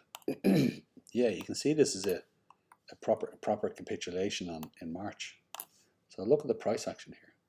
If you do a percentage, I know it looks tiny compared to the other one, but when you zoom in, this is a 70% drop. That's what a 70% drop looks like. Pow!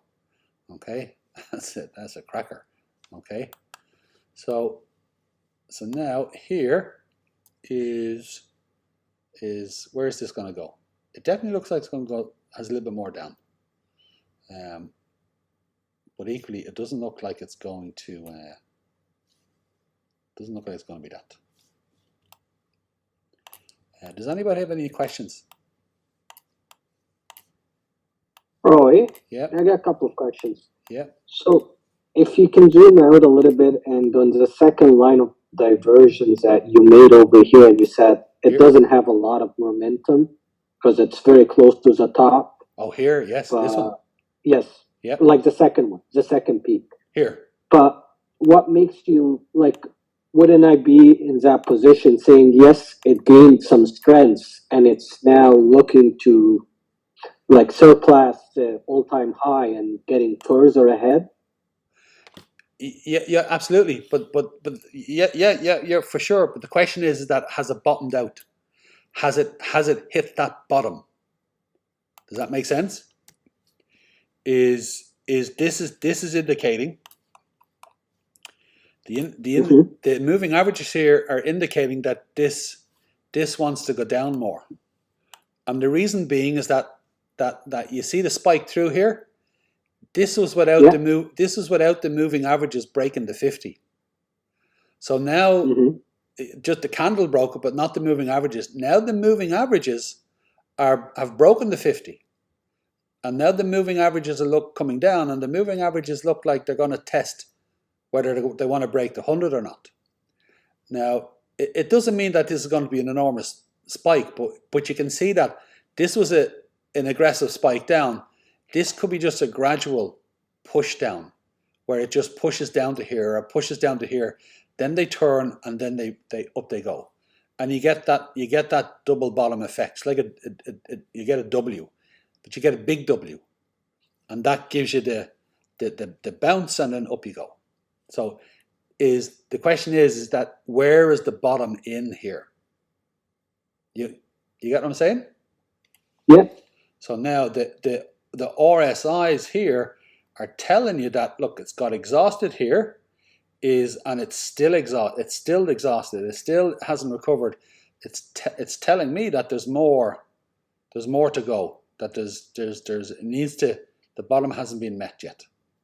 It's not far away from it, but it just hasn't been met yet. You get that? And when it's going down, it's supposed not to break the previous peak, like the previous low of the RSI, like on September or whatever it is, like the one closer to the 30. Not this one. Where's the this? one before it. Was that the one when I went back previous? No. Like the one in the middle. Like, this one here.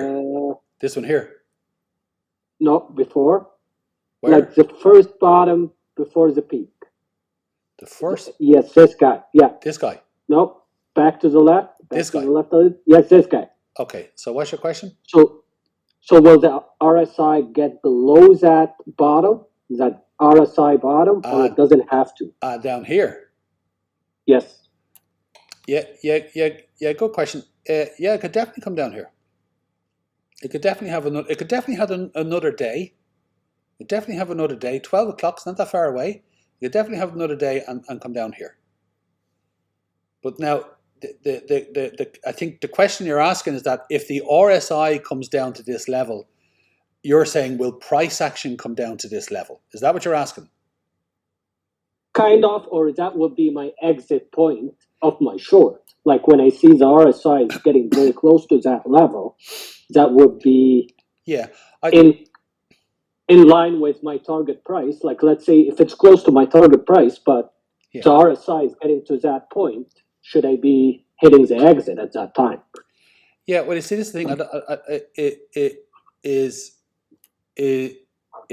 really think that the 200 is going to hold here. The 200, it might not hit the 200, but if it does, it's going to hold. It might spike through a little bit. I'd be really surprised if it got down this far.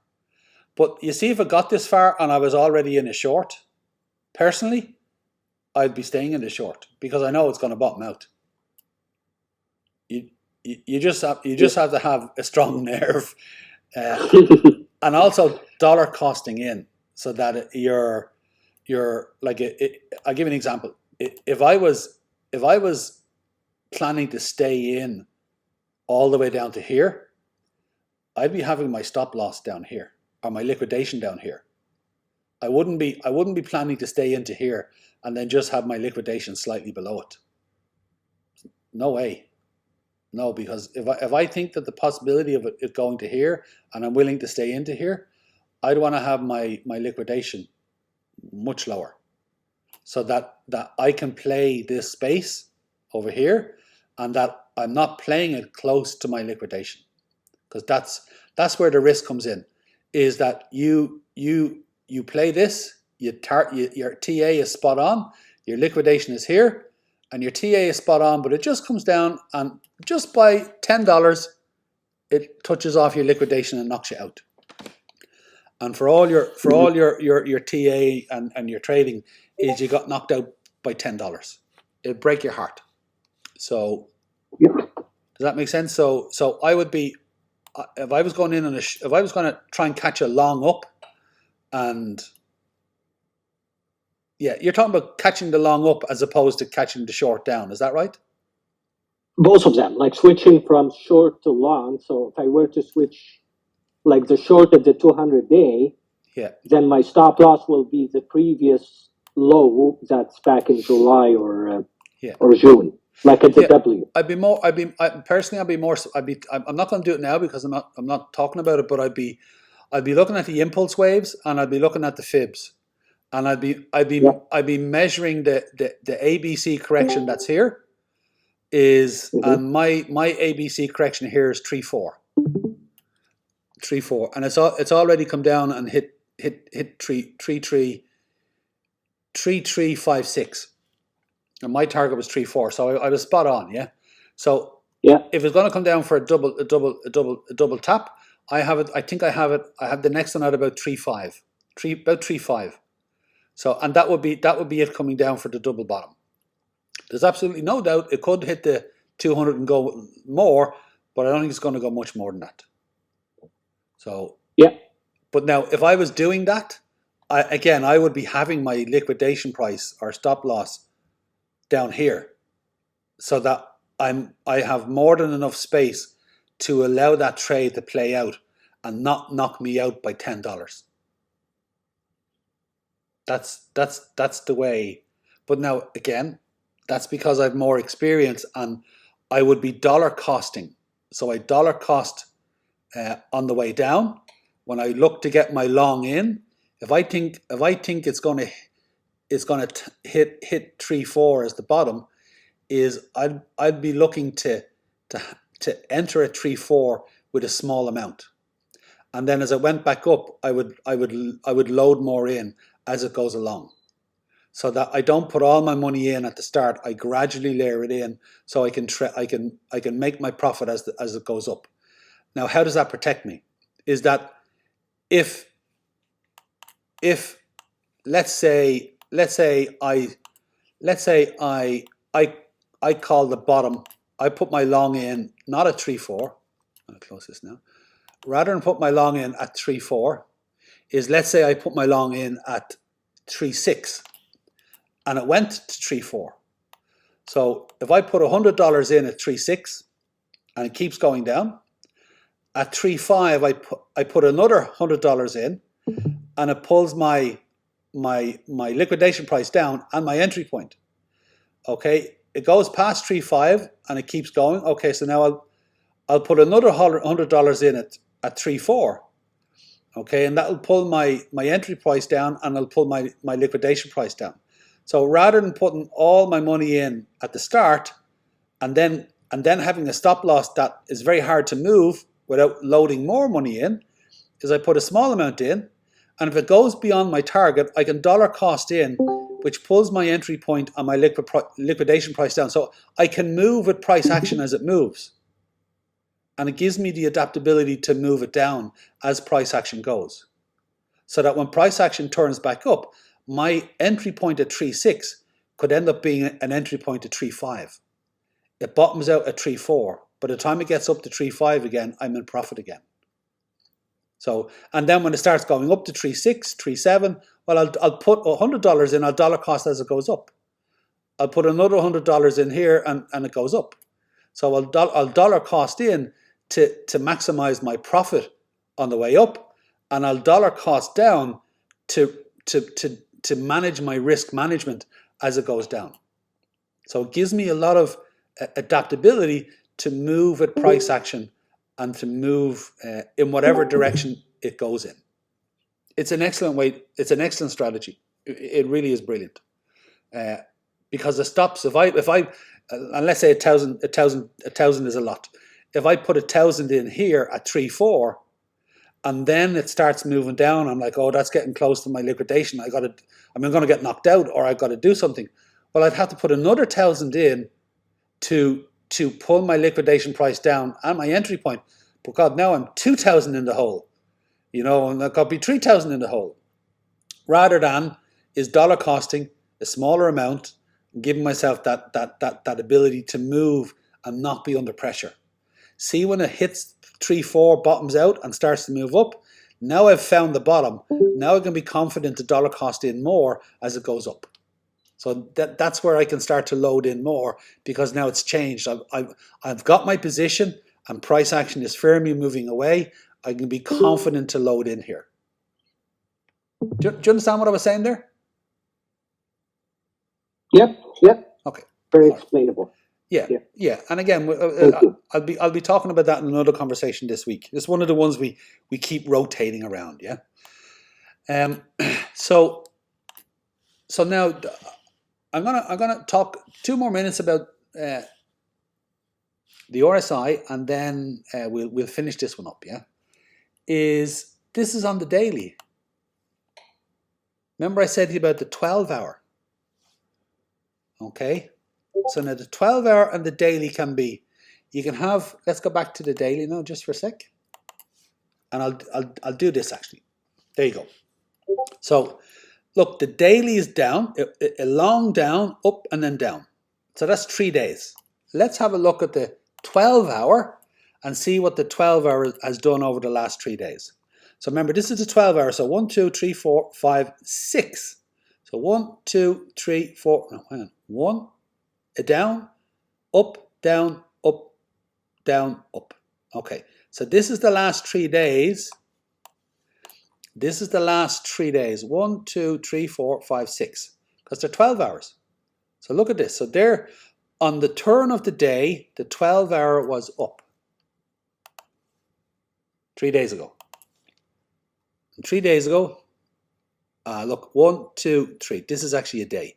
1, 2, 3. So look, on that day, the daily was up. Yoo-hoo! Up day. But watch the 12-hour. 1, 2, 3, 4, 5, 6. So look at this. The start of that day was up and the 12-hour agreed with it. And it went up. But the second half of that day, while the day stayed up, the 12-hour turned and came down. Now look how much the 12-hour came down. So that means that the 12-hour wasn't very confident on the up, but the day was. But then the second part of the day, that price action came down quite a bit, because look at the length of that candle. So while the day started up, it got a pullback, and a strong pullback, because the 12-hour turned. So now the next day, the 12-hour is up. 1, 2, 3. So look, there's the day. The 12-hour is up, and look, the day is up as well. But look, I would say that the first half of this day was a big lift. And then the second half of this day, the 12-hour pulled it back down. So then the next day, look, the day went up, but it didn't go up that far, because you can see by the length of the wick. So the second day, the day was up. But let's have a look at the 12-hour. Okay, is again, the 12-hour is up. So now the first half of that day, the 12-hour was very strong. A lot of recovery in the first half of that day, but on the second half of that day is a pullback. There was a pullback. Not a big one, because again, look at the length of the candle. So now, today is look at that pull down. So there's the pull down on the day. But when the day turned, look at this. When the day turned, price action kept going up. So even though probably the first couple of hours of the day, or the first half of the day, it was up. The RSI on the day was up, and the 12 was up. Price action kept going up, and then it turned. And look at 12 o'clock, it turned, and look how strongly it got pulled down. The 12 o'clock got pulled down, and equally it would have pulled the day down as well. But the first half of today, this morning, there was a lift in it, and then it got pulled down. Okay, so that's how reading these are, excuse me, reading these are very, very good, very, very good ways to read. So look at this here, and then it went up, and then it got, the 12 hour.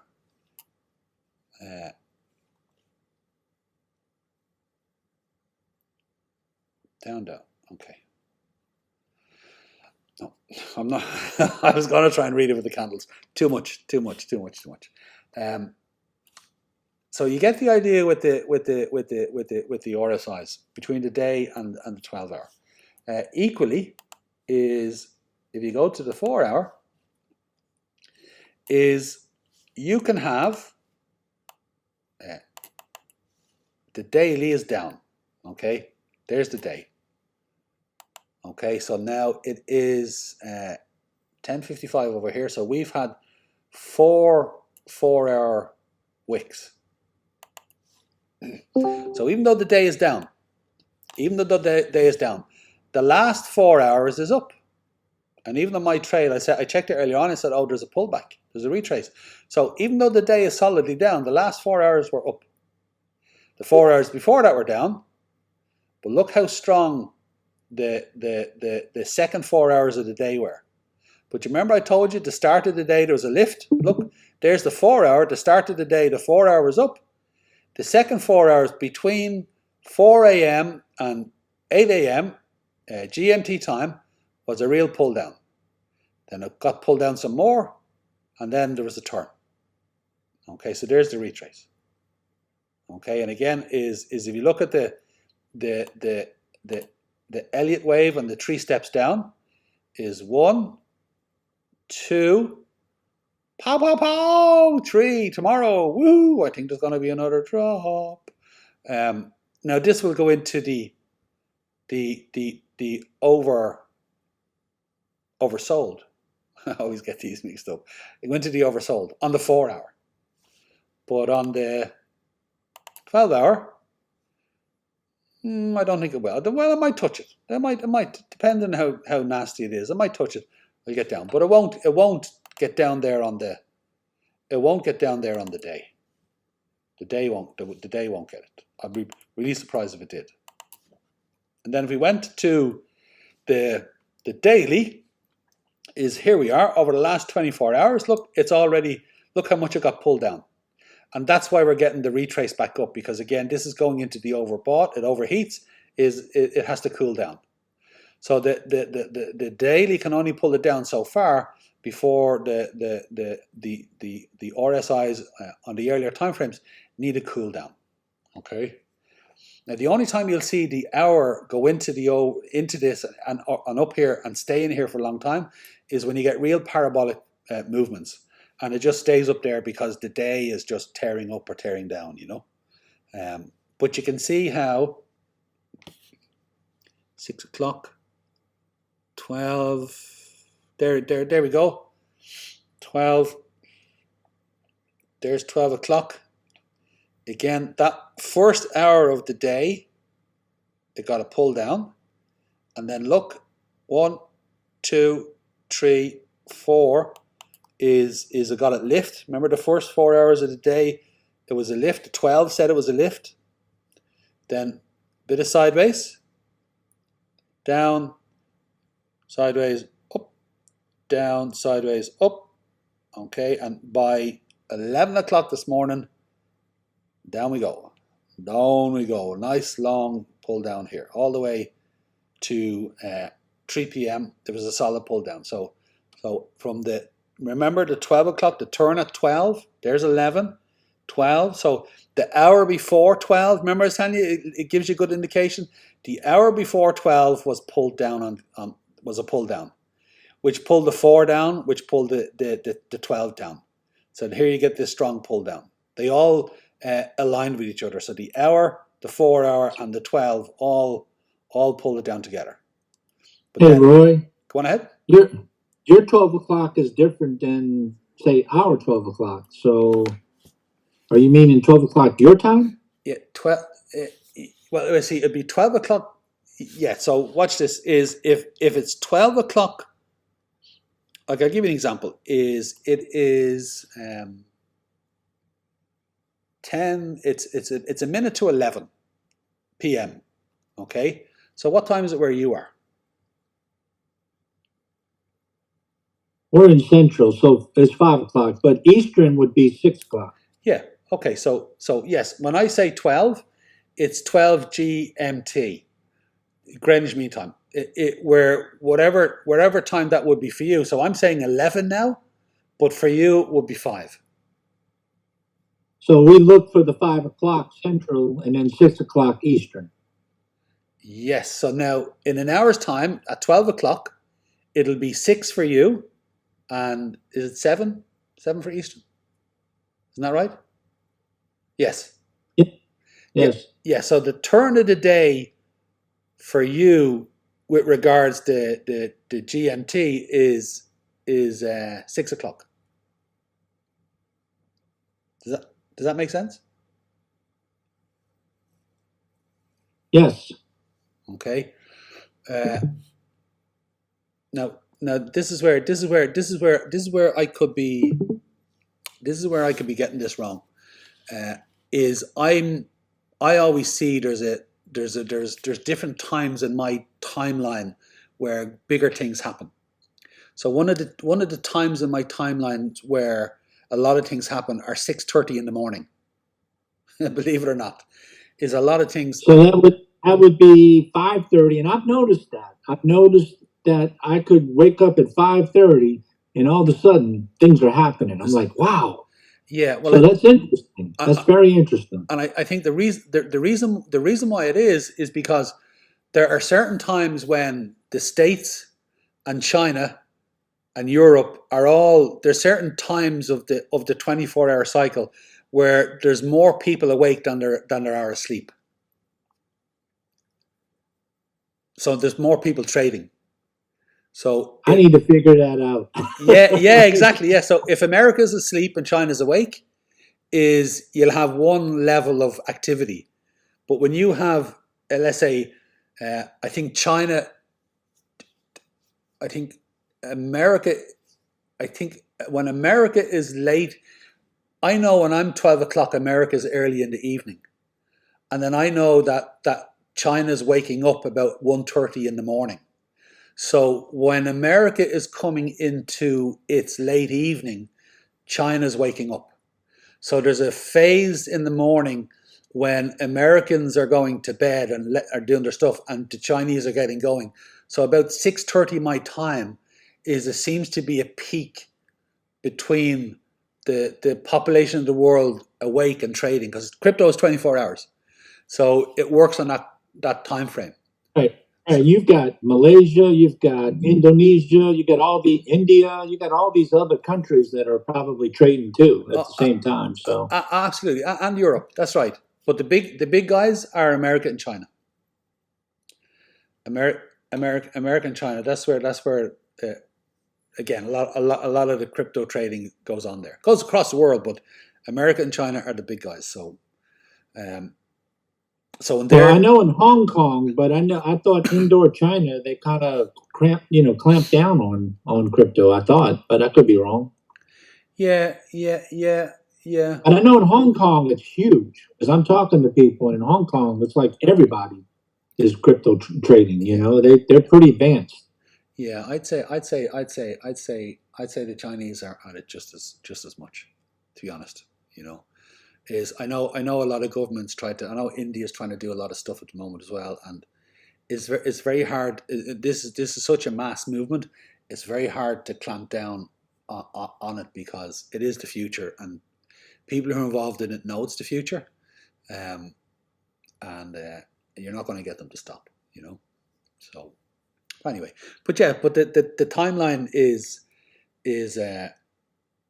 you'll notice the activity at different times of your day will be busier than other times, and it'll be related to who's awake in the world and who's actually trading. So there you go. So any more questions on the RSI? I could say a lot more and get into divergences more and all that. And I don't really want to, because I'm just introducing it to you and loading stuff on. I've already loaded a lot on. And today was good. Today was good. Yeah, well, where I'd like you to add on from last week is last week I was asking you to pick one or two of the moving averages and look at them, just to get used to them. I would suggest that you keep looking at one timeline and start to look at a second timeline and flick between them. So if you're trading on the 15-minute, is also watch the hour or watch the 4-hour. Okay, and get used to seeing the relationship between what's happening on the 15-minute and the hour, what's happening on the hour and the 4-hour. How are they interacting with each other? Is start to observe the play of the different timelines, or if that seems like too much, is if you were looking at what the 5 and 10 is doing, is start to follow the 5 and 10 and then the 20, and observe what happens when the 5, the 10, or the 20 cross the 50. Anytime one of those crosses the 50, up or down, what happens? And that train your eye to be able to recognize that, because it can seem like you're following. It's like following different threads. It's like racehorses. Is you're looking at all these racehorses racing, and you're trying to follow all the horses in the race at the same time. It's a bit like that at the start until you get used to it. So is either start checking out the difference between the different timelines, or if you've been following the 5 and the 10 and the 20, is notice what happens when any of those cross over to 50. And if you haven't been following the moving averages before, is then simply follow the 5 and 10 and watch what happens when the 5 and 10 cross over to 20. And they're just simple starting points to get used to following them and what happens when they cross over each other. And you'll slowly scale up and layer it out as you go along. With the RSI, is whatever you're following on the moving averages, is you can have the RSI at the bottom of your screen like this, and then you can follow. So notice that if you're on the 15-minute, when the 15-minute turns, notice what happens to the RSI and how it relates to price action. Okay, is once you get used to that, and let's say you're following the 15, is flick into the hour. Flick into the hour, and you'll notice that while the hour is up, the 15 minutes can be up for the first 2 sessions of the hour, and then the third 15 minute of the hour is a pullback.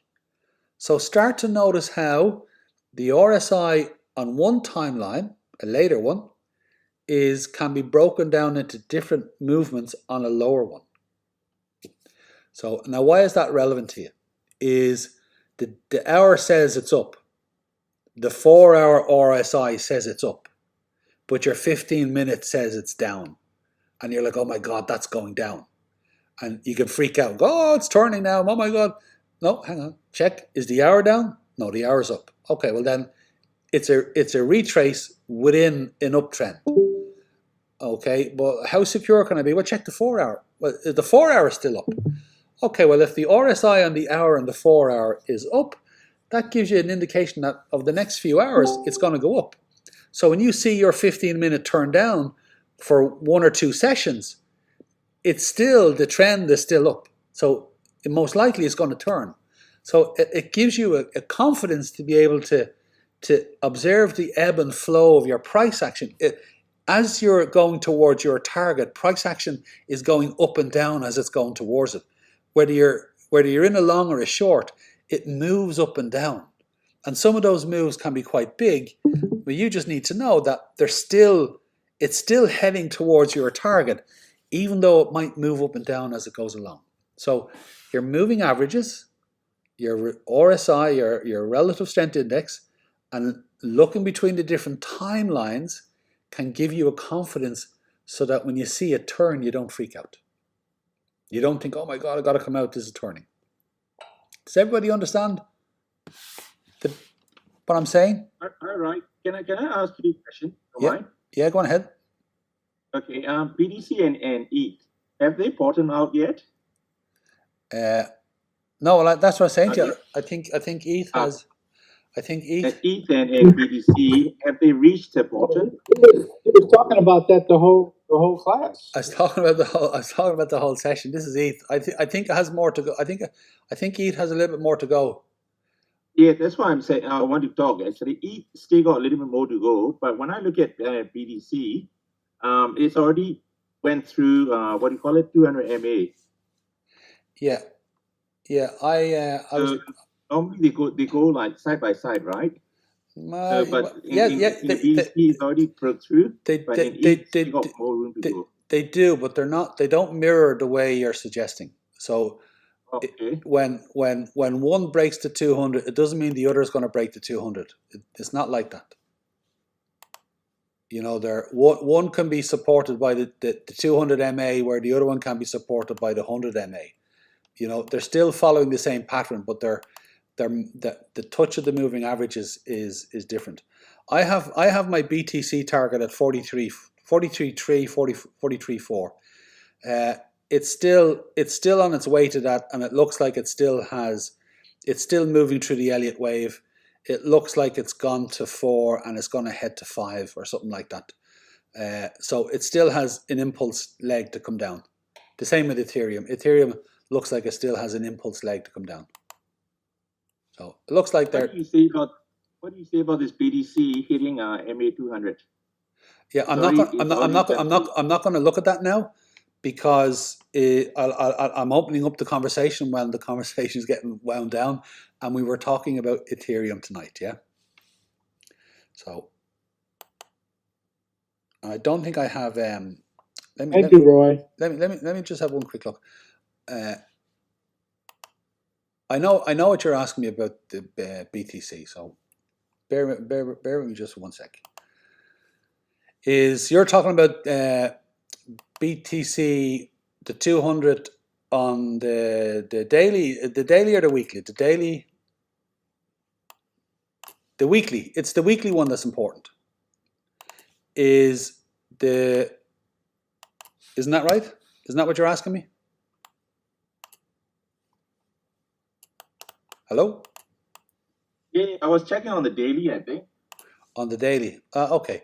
Well, I know the 55 EMA on the weekly is a target as well. Give me just 1 sec. Might as well. Just out of curiosity, because I get why you're asking it, yeah. So might as well just have a little look. Not be so strict with my focus. Okay. So on the weekly, it's the 55 EMA. So it's spiked through it.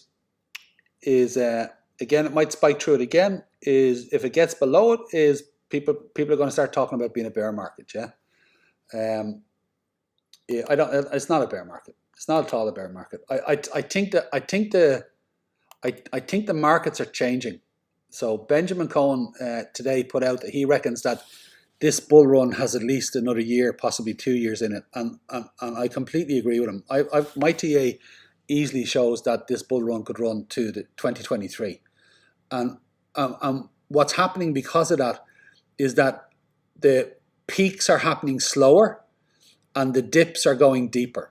So we had a 70% drop where before is you wouldn't get those. Now you're getting them. You're getting more often 50% drops. We're starting to see 70% drops. And people were screaming a bear market, but it's not. It's just a market changing. So it's happening over a longer period of time, and the peak and troughs are starting to show themselves more. That's what I personally believe. Okay, so here's the 200 on the day. Yeah, so there's the 200 on the day, and I know a lot of people say the 200 on the day holds, everything is good. So I've got a spike through. Here it is getting a push through again. Again, it depends on how far it wants to go.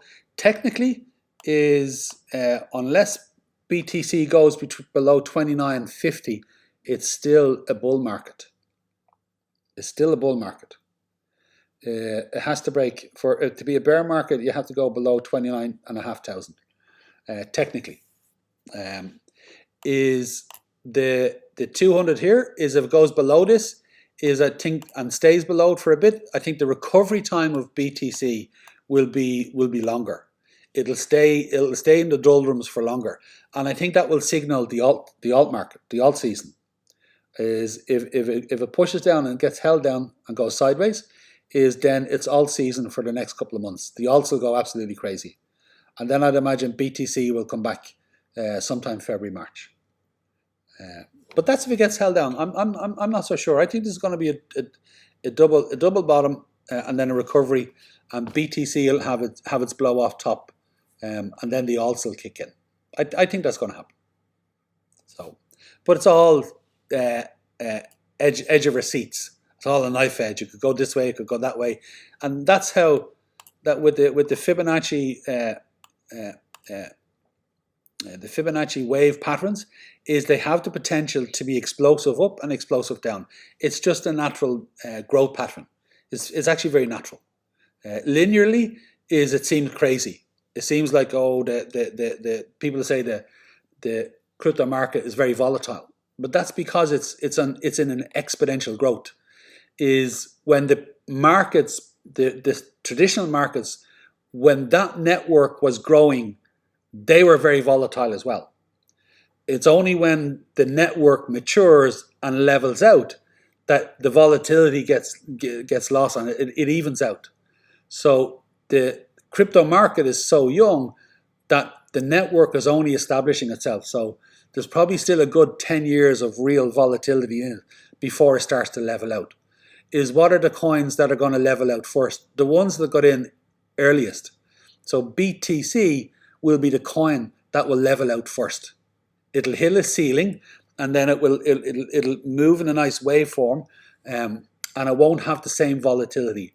So the amount of X's that BTC are having now are far less than I had in 2013, 2017. Why are people going crazy about the alts? Because they're new, and they have so many more X's to go before they level out. So the profit to be made in BTC is very little compared to the profit you can make in the altcoins. So there's a trade-off. BTC is more secure, it's more consistent because it's longer in the market, but when it comes to making profit, it's not the most profitable coin anymore. It hasn't been because again, it's leveling out. So anyway, just a thought.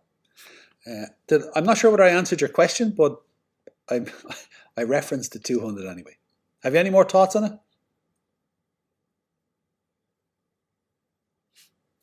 Just it is holding it. So do you think it will still go down a little bit?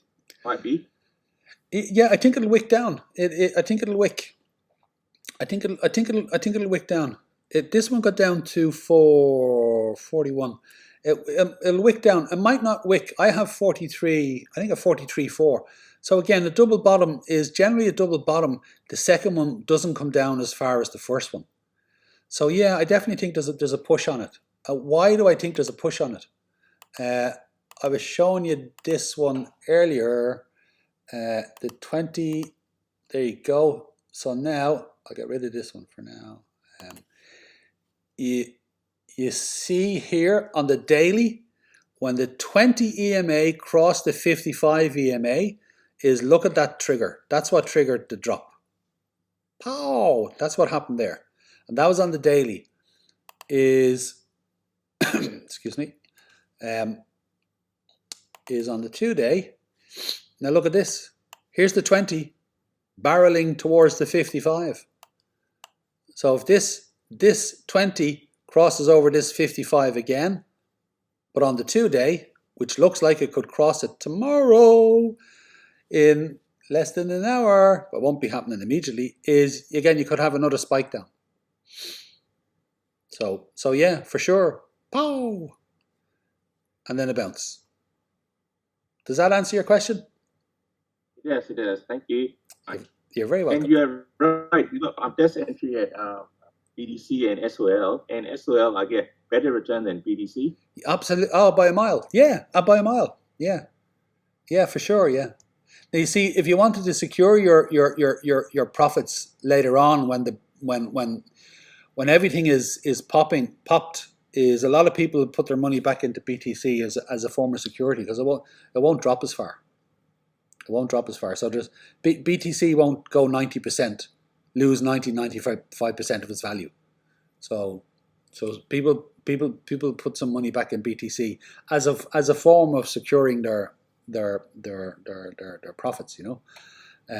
But now you have things like staking and things like that. So now people can take their profits, and they can stake them through the bear market. Like this wasn't there on the last bear market, so to speak. So now there's a way to make steady profits through the bear market. And then when the bottom of the bear market comes in, people will take the money out of staking and buy back in on coins on the bottom.